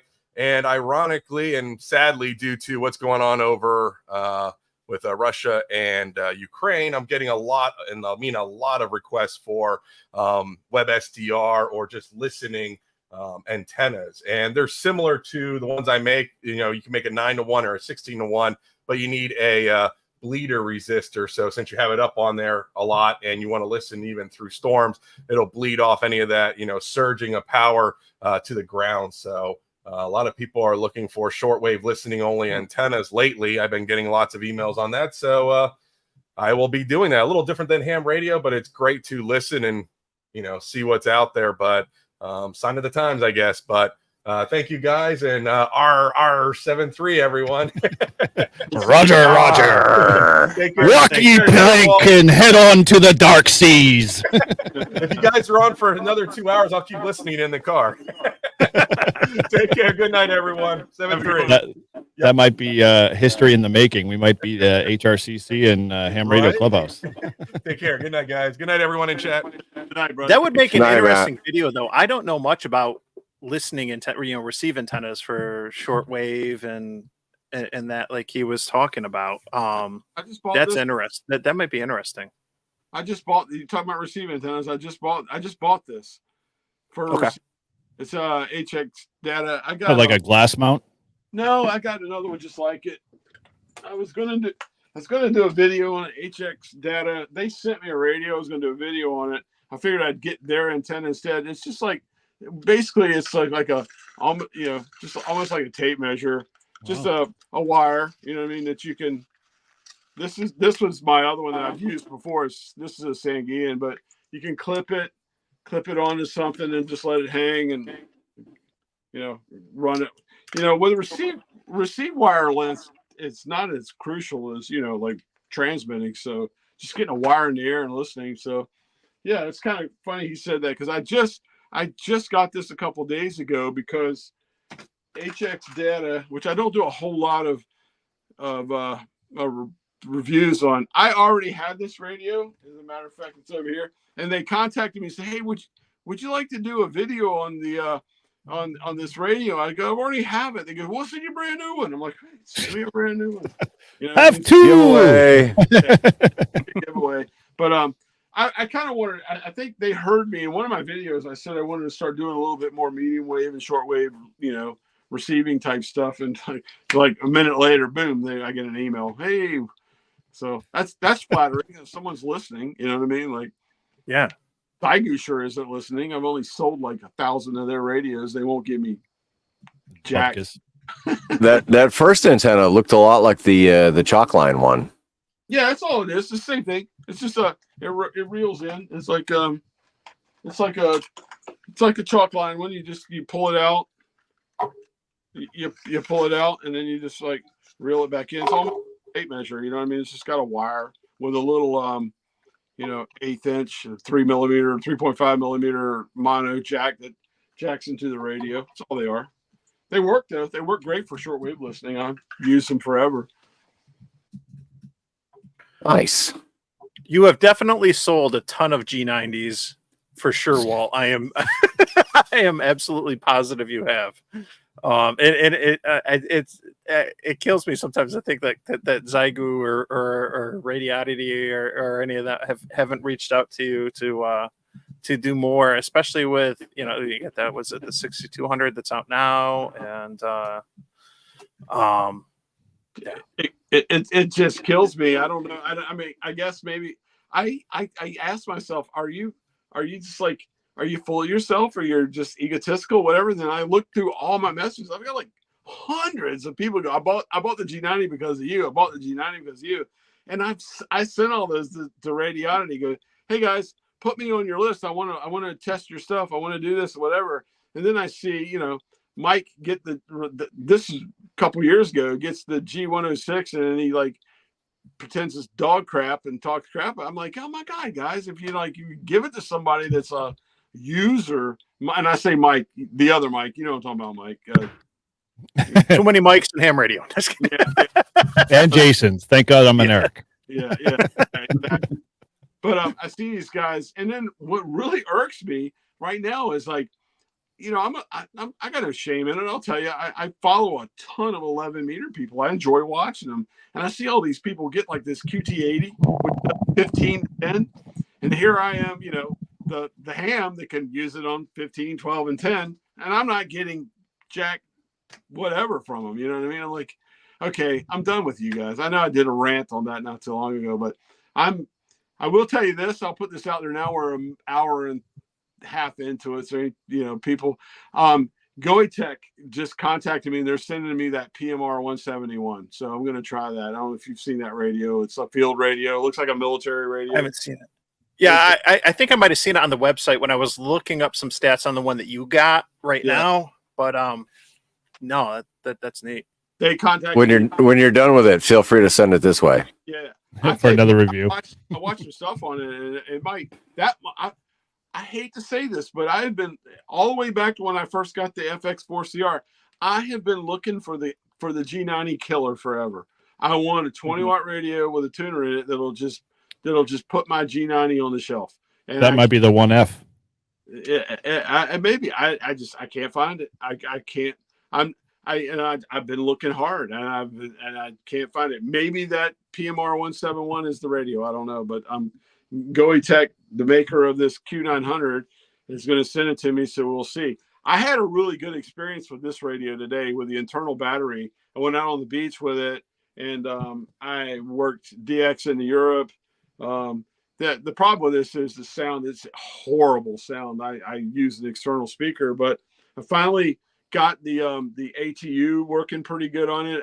The problem I did, the first video I did on it was I pulled it out of the box, plugged it in, and hooked it up, and my dumb butt didn't understand what I was doing. You know what I mean? I didn't understand the menu and all that stuff. So that shame on me for that. But that little radio is growing on me. It really is. It's not great. It's not a perfect radio, but would almost say buy it over the FX4CR. I think it's a little bit better than that radio. Now, is your primary modes digital single sideband or CW? I'm 1000% SSB. Okay. All day, every day. That's all I do. I mean, Marconi gave his life trying to make the human voice go across the radio. See, Paul, I told you. It's a closet FD8 person over there in the corner, Mr. N1OG, for the longest time. Would not talk on, sideband whatsoever. Now that's all he does. I just don't get it. Like from the beginning of the history of radio, all they were trying to do was be able to get the human voice over a radio signal. And now all we're trying to do is get the human voice off of it. It's like, come on, man. It's like... All right, now, Walt, I've been tossing around the idea of the FX4CR, and I borrowed Eric's, and I loved it, but I hated the price point. I think it's priced a little too high. So that other radio that you're using that you said might be better, what is that for price point? I paid about the same. I paid $550 on AliExpress. The difference is now I had the FX4CR. And I liked it. I'm not going to be... The FX4CR sounded, with that little tiny speaker on it, sounded almost as good as the G90. It really was a good sounding audio. If you want to go back through my videos, I left my G90. I used to work in Poland. I would spend 2 months in Poland, a month back in the States, and then 2 months in Poland. I was rotating, right? So one of my trips to Poland, I said, you know what? I'm not taking the G90 this time. I'm going to take the FX4CR and make myself get familiar with the radio. I loved it, man. I worked long path to Australia with it. It was a great little radio. It was really good.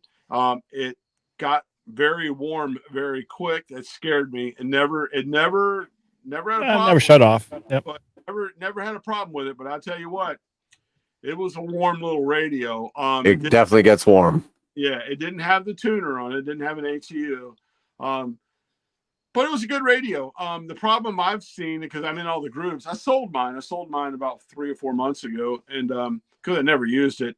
The problem I had with it is that it took me almost 2.5-3 months to get it. You got to get on a waiting list and wait for it. And the production, the guy that builds them, he builds each one by himself, hand built. Once you get it, you got a great little radio, but it just takes forever. And I got this in 10 days on AliExpress. So the Q900. Don't go buy this yet, though. Look at that PMR 171. They're a little bit more expensive too, and that thing's got, from what I understand, bigger. The problem I have with this radio too, no VFO knob. You got to like up and down. Yeah, that's my frustration with that radio. Like The- it's just no knobs whatsoever. The 171 is basically the guts of this radio in a bigger form factor with a VFO knob. So Nice. and a battery and a bigger battery. This battery internal on this is only 8 volts and can only do 10 watts. I did it today and it worked great for 10 watts, but the 171 has a 7 amp hour battery that clips on the back and you can get the full 20 watts out of it. So basically, when all else fails, just get a G90. Yeah, just go buy it. Do you have a G90? No. Like that was kind of one of my radios when I first was starting to look. And then I kind of was like, I'm just going to get the 891 because I just didn't want to run into this limitation of not, having enough power or whatever. And so I love my 891 enough that I have 2 of them now. And, I have the FX4CR too as well. And I haven't played with it enough, but my FX4CR is kind of like more for my, like, I go to the beach with my family. I can play radio and play quietly where I don't have to worry about, putting up a huge antenna or having a huge radio or, space or whatever. So that's kind of the benefit to that small size. It's a matter of, I'm in the middle of editing the video I did today. I brought up the fact that I compared that to the FX4CR. I also said in the video, it'll be out tomorrow, that it's not a G90 built beater. So getting back to the G90, you can't go wrong with the G90. That thing is it's probably the best 20 watt radio ever built. It really is. It's a good radio. For what you get out of it, you're getting good parts and a good start. And that's like where I recommend a lot of guys. Like if you can't afford 600 plus for 100 watt mobile radio or HF radio, then the G90 is the next best thing. And I've always told folks, hey, go for the G90 if you can't afford more than like 4 and a quarter, and you won't be disappointed because as long as you have a good resonant antenna, or even if you don't have a good resonant antenna, I mean, you can freaking put a wet noodle on the end of the thing and it will tune. Just press the magic button on the G90. Yeah. You can do anything. Yeah. And one of the things too to point out too, like, and I mentioned earlier, G90, that was my first radio. Yes, I sold it and I regret it, but I saved money getting started in the hobby. I got to purchase the things that I need and experiment because I had, that extra money. But your first radio is never going to be your only radio. And you're always going to get more and get more and get more. And if you grow out of the G90, then whether you go to an 891, you go to a 710 or whatever it is, you have now a radio that is very portable for travel. Whether you're flying somewhere on vacation, you're hitting the road for work, whatever it is, if you do POTA, you do SOTA, it's a very packable radio. And so, and you could even do a mobile install, permanent or semi-permanent, with a G90, in your ride, when you graduate into something that's 100 watts and is going to be more of a traditional base station radio. So it's definitely a good start for the money. You get a lot of value with it for sure. Guys, I'm going to pause for a second and go get a cold beer. I'll be right back. Sounds good. Okay. So I would agree with you, Mike, in terms of the G9. Like I will buy more G90s than I would buy a 710 field radio. I'm sorry, Yezu, you don't get the field moniker and claim that it's a field radio. It is not. Like it's carrying a DX10 out to the bench. I'm like, you don't go out to the park with your DX10 unless you like have a good rail system on it and a whole bunch of other things because it's an investment. The G90, you can get you can put plastic rail, 3D printed plastic rails onto it if you didn't, use the ones that were on it or whatever. And you wouldn't worry about, it spilling and doing the Shane topple over 7300 incident of 2022 or something like that, and so, that's kind of like the thing I'm looking at is like, G90, it's a great great beater radio. I hate to call it a beater radio because it's not a beater radio, but it could take a beating. I mean, we've seen Kevin K0KLB. I mean, he drags his out in the middle of nowhere, hooks some shovels to them, and they work wonderful. Yeah, no, it's certainly good. If and we're praising it. So like, the couple knocks that I would have on the G90 is you don't have that sound card. So that's another $100, or it's some frustration. I've built this, the interface with the CE19 that it comes with, which, it looked like crap. It worked, but, DigiRig is definitely the way to go. So, but there's a little bit of an investment to make there. If you want to do digital stuff, I did SSB for my first year with the G90, and that's all I did, and it was perfectly fine. The other thing is you're not going to get noise reduction. That's the only other downside too, I think, is the audio. When I pivoted from a G90 to one of the ICOMs, the 705 and the 7300, the audio is definitely, like, you notice the noise reduction. And I'm sure, with an 891, I hear a lot of people sing the praises of the noise reduction on the 891 and stuff, that you're going to get, some better audio. But at the end of the day, it's like, the radios are trade-offs just like antennas are. And one of the first compromises that you make is the cost and stuff, and you're not going to get everything in a radio, and if you do get everything in a radio, it's just going to be so. The 891 frustrated me with the menu system. I don't like the Yaesu menu system. Drove me nuts. I don't want to have to go out in the field and have a piece of paper with me to look at, go down 19, 20, 21, 22, 23, boom, okay, that does that, boom, boom, boom, boom. It's like, it was so hard. I mean, just like I did with this radio, I'm that guy that, like, take it out of the box, power it up, and let's play. You know what I mean? And I'm also a guy that makes drawings and instructions for a living, and I don't even read them. You know what I mean? It's like, but yeah, that's the thing about the 891. 891 is a great radio. I sold mine. I had one for 4 or 5 months and sold it. I mean, the 891, the menu on that is probably one of the worst menus. But with the Yaesu radios now today, with the 991 and some of the others, and like the 710, the menu structure is a lot easier to go through and deal with than what it is on the 891. So, yeah, I mean, it's a great radio. Great radio overall for sure. I keep that in my truck. That's what I run mobile with. I think Eric does too, and a couple other people.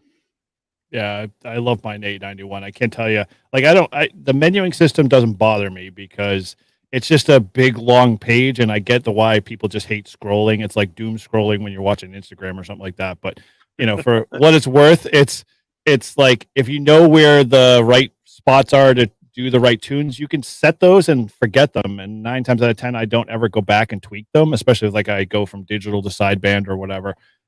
It is a challenge if you don't program to, like, quick buttons, but I mean, every radio's got its little quirks, and that's, when I go out to operate on an 891, I barely use the DSP. I don't use the noise blanker unless the bands are really, really noisy. And for all intents and purposes, I just do ride the AF gain a little bit here and there, depending on what resonant antenna I'm using. So, and it works fine. Yeah, I tell you what, my first contact on the beach to Japan was on my 891. I'd never done that with a G90. Nice. There is something to be said about that little extra power and having a better radio. So it is what it is. Love the 891. I hate the menu. Mm-hmm. I think we got good consensus on that then. 30 years ago, we didn't have menus at all. We had to deal with, like, plates and grids, and we had to deal with all of the, ridiculousness of trying to tune right. So, what do we have right to complain on? We all right now wouldn't be having this conversation at all if somebody would just come out with a radio that was, let's just say, Yaesu, ICOM, Kenwood, or whatever, that was basically the G90 with a small SDR screen with a built-in tuner, that it was 100 watts. You hearing the Flex? Come on, Flex, you hear this. Let's go. Where's that radio at? You know what I mean? That you could take portable. It was small. That was the size of a CB radio. I would hate to say it, but the 891 is the size of a freaking CB radio, a mobile size radio with a small SDR screen, so you can see the waterfall. Because let's be honest, it's 2024. We want to look at the spectrum while we're tuning and go find somebody. 891 doesn't do that, guys. You know what I mean? It's like, if if I've said this, I don't know how many times, Zygu, if you're listening to me, you got everything in that package. How hard would it be to make that 100-watt radio and take it from $400 to $800? You could double the price and people would still buy it at $800. If there was a G100 that was a 100-watt radio that was as freaking good as the G90, you would kill the market. Yeah, that's my opinion. Yeah, Come on, the big Team thing- ICOM. Yeah, it's enough of the Team ICOM.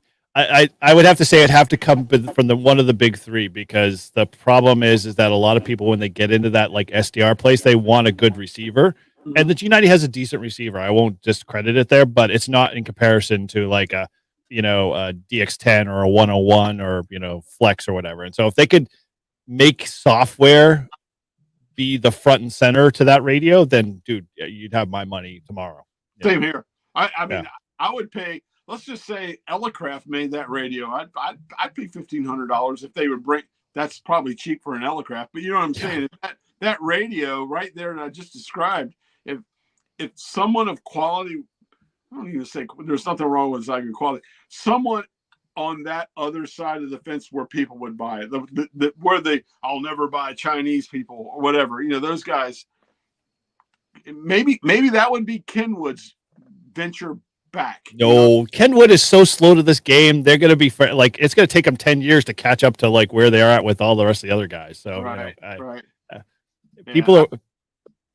To me, I guess I'm just screaming what I want in a radio. That to me would be the ultimate radio. A G90 that's well built that does 100 watts, and I would, I'm retiring with that radio. That's all I'm going to use. So it needs to be a 1F looking or 705 looking. It needs to be IPv6 because we do all of our activations on the coast or some near water. And, on top of it, it needs to somehow either have a bolt-on 100-watt amplifier or have 100 watts right out of the box. That's just the three. 100 watts out of the box. Now, I will tell you this. I don't know if it's true or not. It's kind of why I'm flirting with President so much. Reason why, and I bought this one from him and bought the other one. When I was at Dayton, I met with the President guy, and he said, there was alcohol involved, so I don't know if it's true, but he said they're going to put out a multi-band radio that's not just a 10 and a 12. They're going to go 80 to 10, and it's coming soon from President. That might be the radio I'm looking for. I don't know. Yep. See what I want, and this is where, and I want to get Chris's take because he's talked a little bit about VHFs too. Is I want all band, all mode, and I know Yaesu discontinued the 857, and that was kind of like an 891, but you're going to get VHF and UHF in there, and I would absolutely love something like a G90 that was 20 watts. With a tuner, even if it's like a 3-to-1 tuner or something, but something that was small, compact, could be used for mobile, portable use, that is all band, all mode, that's a little bit more than the 705 or the new Yaesu radio that's coming out. 10 watts you can still do a lot with and everything, but I'm thinking, something that is like the new 857 or something that's going to be an all band, all mode, mobile portable radio. And if they can't do that form factor and give us the display and everything else with 100 watts, then 20 or 50 or something, I would absolutely love that. And I'd like to get your take, Chris, real quick too, on some of like the all band, all mode radios and like what you're using when it comes to VHF and above. Well, everything I'm using in this van for VHF and above is pretty old. I'm using a Yaesu 736, which has the modules that you can do 2 meter, 6 meters, 2 meters, 222, 432, 1296. I wish one of the companies would come out with something like that again, but more newer technology where you could buy the base radio that has 2 meters and 432 in it, and then save up some money and buy the 1296 module or whatever and build on it. It's that's my pet peeve. It seems like right now you're either buying really old stuff to get all these bands, or you're buying, the 905 to get all these bands. Yeah. Which I can't afford out of my pocket. But so I'm running that. I'm running a Yaesu 847, the satellite radio, and then I'm running some really cheap, 706 and ICOM 7000 for backup radios. So nothing I have is really new. I was just gonna say, like, the greatest radio ever that still exists is the 706 Mark IIG. Oh, yes, I agree. I mean, it's really old, but it's a legend, I think. Chris, I got a question for you, because I think I saw this on your van, maybe not. You just mentioned satellite. Have you any experience using the egg beater antennas for satellites? I don't. I really want to get some. Marvin, work truck, to be honest, so I can work satellites while driving. I spend 6 hours on the road a day. I'd love to work satellites while driving, but that's the other thing about this little radio here, because it is, I can split it between VHF, UHF, and I was thinking about getting the egg beater set up, putting it on top of my Jeep, sitting in my Jeep, and working sats with it. I have worked FM satellites going down the road. I have a pretty unique commercial grade radio in my truck that I wish this company, it's Kenwood. I really wish Kenwood would do the same thing for the ham community. So Kenwood has come out with a VM 7000. It is a multi-deck radio. You can buy the VHF deck, UHF deck, 700 meg deck, 800 meg, or low band, 40 megahertz band deck, and they all go to one head. So you can have multiple antennas going to these with multiple decks, control it from one head. And I wish someone would do that for the ham bands. So you could pick your company and get the head and maybe one deck, and you could grow with it. That would be great. The thing about this radio, what makes it so cool, I use it a lot for ham, is I can listen to any of those decks at the same time. I can listen to all 4 decks. It has 4 speakers, so I can listen to all 4 at a time or just one at a time. I can have full duplex talk on a satellite by going in on VHF and still listening to UHF at the exact same time. The technology is there. They've got it down packed. It does, DMR and P25 and analog. How about Kenwood step up to the plate and make that for amateur purposes? They could buy the HF deck, entry level, buy the HF deck, you're on HF, and I want to get into weak signal stuff, you're going to buy each band. Adam. The comment about the G90 and 27555, I cannot confirm or deny that I have worked 27555 with my mod on my G90, so we'll leave it at that. All right. Yeah. Hey guys, I want to go to Marvin. I know Marvin wanted to jump in, and I think you got to get going too, right? Yeah, I got to get going here, but I just want to say, great show tonight, guys. I think this has been awesome. It's been a really good discussion here around this, and I'm glad we did this topic. Just quick things around my channel. Just released a newsletter today. It'll be up on my Patreon site. You should be able to go see that. Just a ham radio guy, and coming out with got 2 more podcasts yet this month. One on talking about national preparedness, and I'll surprise you with the other one. So stay tuned for those. And I'll be in Wisconsin starting this time driving to Wisconsin this time next week. So I'll be up there putting hopefully my repeater up, and I will not be getting the flex in time while I'm there. So unfortunately, that won't be getting up until probably November, it looks like. So Marvin, not shipped till then.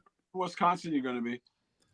Pepin, Wisconsin. It's west central, or like kind of the west side of the state, right on the Mississippi River. Okay, cool. It's I north of La Crosse. work over on the other side, up on Marinette. It's right by the UP. Okay. Yeah, cool. Yep. Hey. Absolutely. So Sorry to interrupt. Quick comment, Marvin. Nice job on the insurance episode. I listened to it today and was quite, thinking, oh yeah, I gotta insure the flex down here in the corner.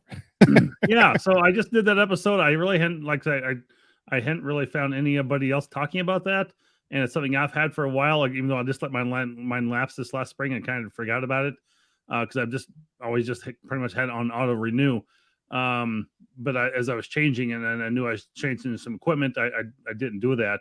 But there's 2 different companies out there somebody should consider. So go listen to my reasons to why you should have HAM insurance and how it's separate from your homeowner's insurance and whatnot. So go listen to that recent episode out there on your favorite platform: Spotify, iTunes, YouTube, Apple Podcasts, whatever it might be. That was a good episode. Definitely check it out. Yeah, it's really good. And I got to get around to doing that, because especially operating portable like a lot of us do. You raised some good points too about what might be covered with homeowners insurance or not, and then how much of a premium you're talking about paying to get something that happens, to a radio fixed. And then if it's a radio that's in a car, it might not be covered under the auto insurance plan. It is a really good episode. Yeah, well, stuff, guys. That. Check it out. Did a lot of research around that. Did a lot of search for it to try to find the information to be accurate as possible. So, something I've kind of had to experience myself. As I told you, I'd had a break in my vehicle at one point. So, I've been there, done that. So, it's and you missed the big important thing. You got a brand new logo too, right? I do. Yep, have a brand new logo out. You can find that at the top of my YouTube channel here. You'll see it on my Patreon site. And it came out big on my newsletter today. Like I said, I'll get that posted this evening yet to the Patreon site as well. So got the new logo out there, and really looking forward to that. And it's been very good. So I had some good comments on this insurance one. I've had a couple other people email me directly with that, and so good stuff. So Marvin, you're making me think. I don't think Geico knows what I've got in this van. So yeah, you, Chris, especially. Well, I don't. That's funny, because if you do KM4ACK's video, I'm going to put a quick plug in for him, and I got to go. But he did 2 videos ago. He talked about he shared a bunch of radios with his wife on his kitchen counter, and he kind of asked her how much the amount of those radios were, and she goes, it's handheld, maybe $100. No, it's worth $500, sort of thing. And it's like, well, this may be my last video, he says, after she finds out how much I've really spent on radios. So it is kind of scary to see how much, when you start adding up what you have for radios and investments, and you have 3 or 4 HF stations, even your little handhelds that are $500-$600 now for like a TH-74, 75. I mean, you got antennas, you got rotors. I mean, antennas aren't cheap. You got your tower. It certainly added up to a lot of money really quick. So it's kind of scary almost. Well, when you get out to Wisconsin, if you need a flex to operate, let me know. You're welcome to mine. Okay. Yeah, I'll let you know. I might remote into yours. I've also got W1 STJs I've been playing with a little bit too. So had some good luck with that. So it's been fun. So anyway, appreciate it, guys. Have a good night, and we'll be talking to you soon. Good seeing you, Marvin. Good seeing you, guys. All right. See ya.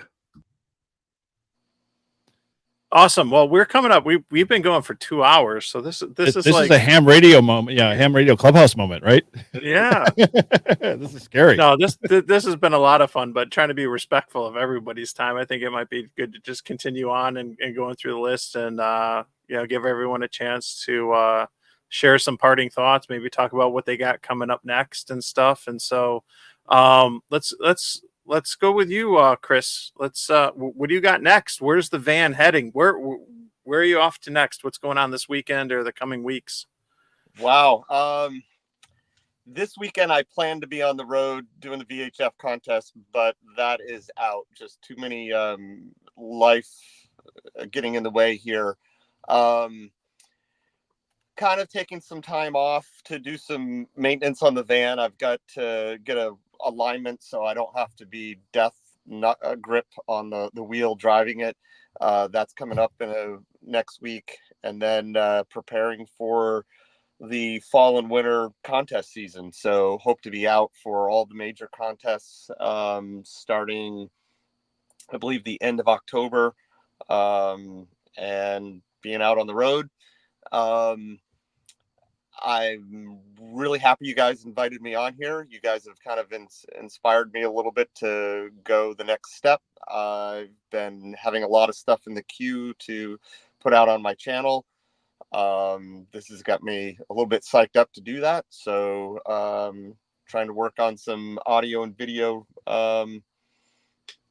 stuff hooking up in the van here to bring you guys to my adventures out on the road doing HF contesting. So I think what you got going is going to like explode. You got a great idea, great channel, great content. What it's all about, and finding that, and that's what it's at. I just got to get over this, go and being on. So thank you for the opportunity to come on and spend some time with you, and that makes producing some videos myself a little bit easier. Yeah, everybody go head over to Lost Nation Radio and show Chris some love for sure. Get him over the hump to 100, and demand you want to see the live streaming of the next contest coming up. I'm looking for that. I want to see that.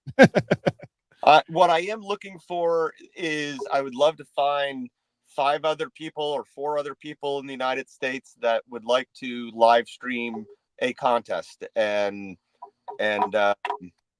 have 5 people competing against each other within a contest. And that'd be cool. Awesome. Thanks so much, Chris. Walt, what do you got? What's for dinner tomorrow? Where are you going for dinner tomorrow? Where are you operating? What's coming food up? again? Yeah, I'll tell you, today I went to the most awesome oyster bar today and like slurped down a dozen oysters. You'll see that in tomorrow. I'm going to post that video tomorrow. Before this, I started editing the video. Tomorrow, I'm going to the 11 meter thing if bad conditions are there. That's the plan. You guys know, you're YouTubers. Sometimes you plan something and you want to go out and then like oh yeah, SHFT that doesn't work, whatever. It's the fan, whatever with the thing. But the plan is tomorrow. I work on Saturdays. I'm going in the shipyard and working from 6 to about 2. I'm not sure. I got a couple ideas of beaches I'm going to go operate on with this thing. I might come back here and kind of a block away. I'm living right by a beach here, about a block away, and operate here. I've been if you watched any of my videos, that little place called Iggy's or whatever there. I might go there, do fish and chips or something tomorrow for lunch or whatever. I cannot believe how I one video I put in at the end of the video, I said, I'm going to go over here and eat some seafood. And everyone just bombarded me with like, keep doing that. So I try to put that at the end of the video because I know there's a lot of hams that don't want to watch me, a fat guy, eating shrimp. You know what I mean? So I put that at the end. But yeah, that's the plan. Tomorrow, the 11 meter thing. I do have the other radio coming. What I want to do, if the conditions are there, I'm going to get up Sunday morning at Dark 100 and I want to make a VK or a ZL contact with this little Q900. Okay. And then and I want to try to do that Sunday morning if I can. If you watch my videos and you really look at them, the majority of my stuff is done on Fridays, Saturdays, and Sundays, and then I put it out during the week because I work a lot of hours during the week. So that's kind of where I'm at and what's going on with and how I do it with life. So there you go. That's what's coming, Mike and guys. Put K4 OGO on Ham Alert, man. That's what I do. Yeah, I probably should. I'm a hunter. You don't need to put yourself on, but yeah.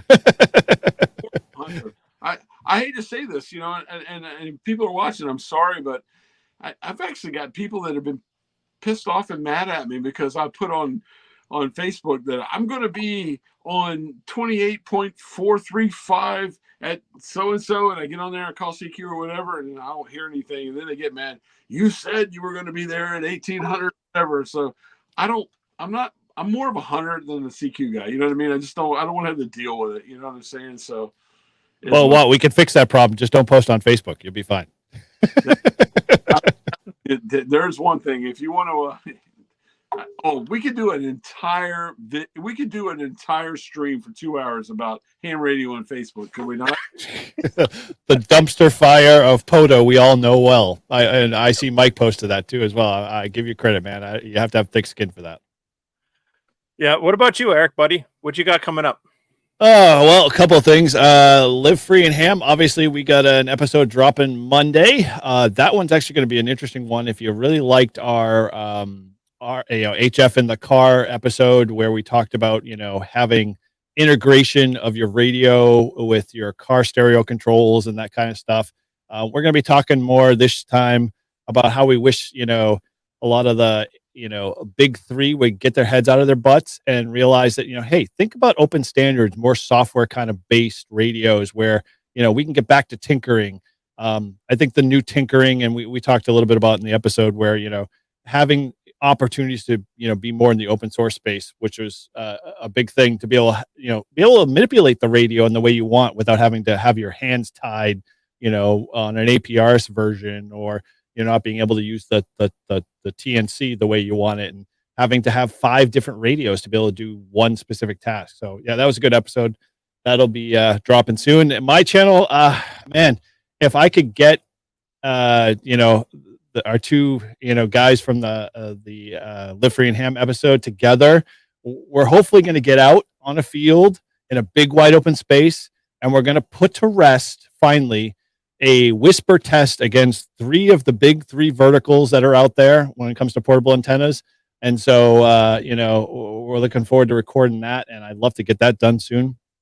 And then I got a bunch of other stuff. I've just finished polishing up my W1AW trip that I went down to see Marvin at ARL headquarters. So that was a blast to check that out. And I operated W1AW, but I operated W1AW on one of the days that we had an R1 blackout. So no matter how much power you have, there's nobody hearing you. It doesn't really matter either way. So, it's kind of a loss there, but it was still fun, and I still had a blast, getting a chance to get the inside tour with Marvin there, because he works for the ARL Learning Center, if you didn't know that. Outside of that, we do this once a month, and I love hanging out with you guys. It's a blast, and thanks again for joining us, Walt and Chris. It's always fun having new guys in here, and we just want to spread the Northeast love of ham radio. Awesome. Yeah. And the podcast is great. I don't know how to share a link to subscribe to the podcast, but definitely, check out Eric's channel, and then the Live Free and Ham channel as well. It's awesome. What about you, Paul? What you got coming up?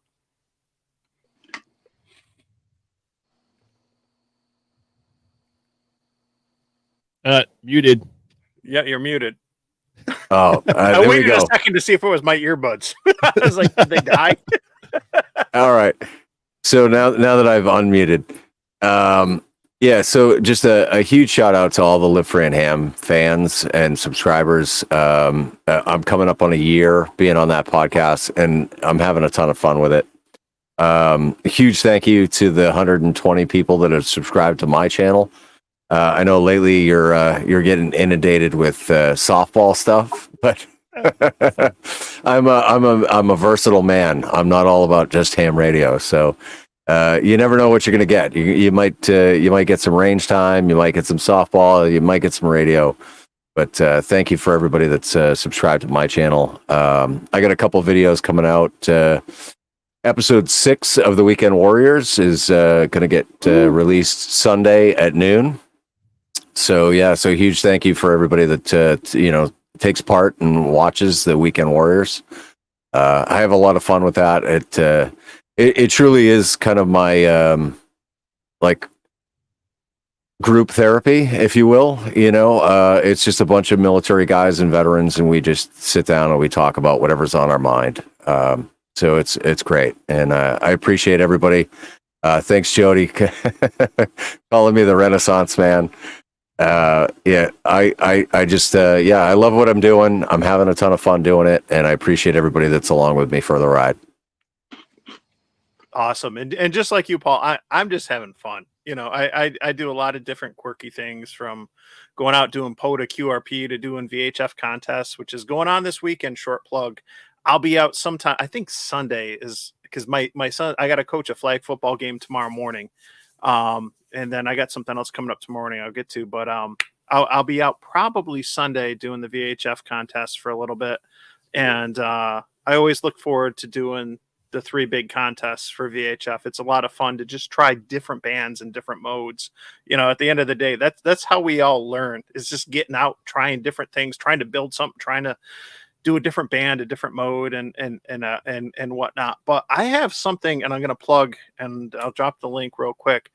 I'm doing something different, and I've never done this before, but I'm going to do a live stream tour of the Antique Wireless Museum Looking tomorrow. forward to it. It's 2:00 Eastern time. I just dropped the link. It's about like a half hour or so south of me. It's you know, basically in my backyard, and the Antique Wireless Museum is absolutely amazing. I went there last September. I took over an hour of video footage and edited that down to like a 8 or 10 minute short clip to go through. But this is everything wireless communication. So there's ham radio there. There's a replica of a Western Union telegram station. There's a mock-up of the radio room from the Titanic. This is Rochester, New York, the home of Harris RF. There's a whole section dedicated to military radios. Everything from the original cell phones, these big bricks that the doctors used to carry to the sports games, to anything that has to relate to wireless communication, broadcast TV, broadcast radio, it's absolutely phenomenal. And so I worked it out. I was trying to get in there earlier before they opened up, but my son's football game got scheduled. And so I got to do it after that, since I'm coaching. But nonetheless, I'm going to go through there and doing it live.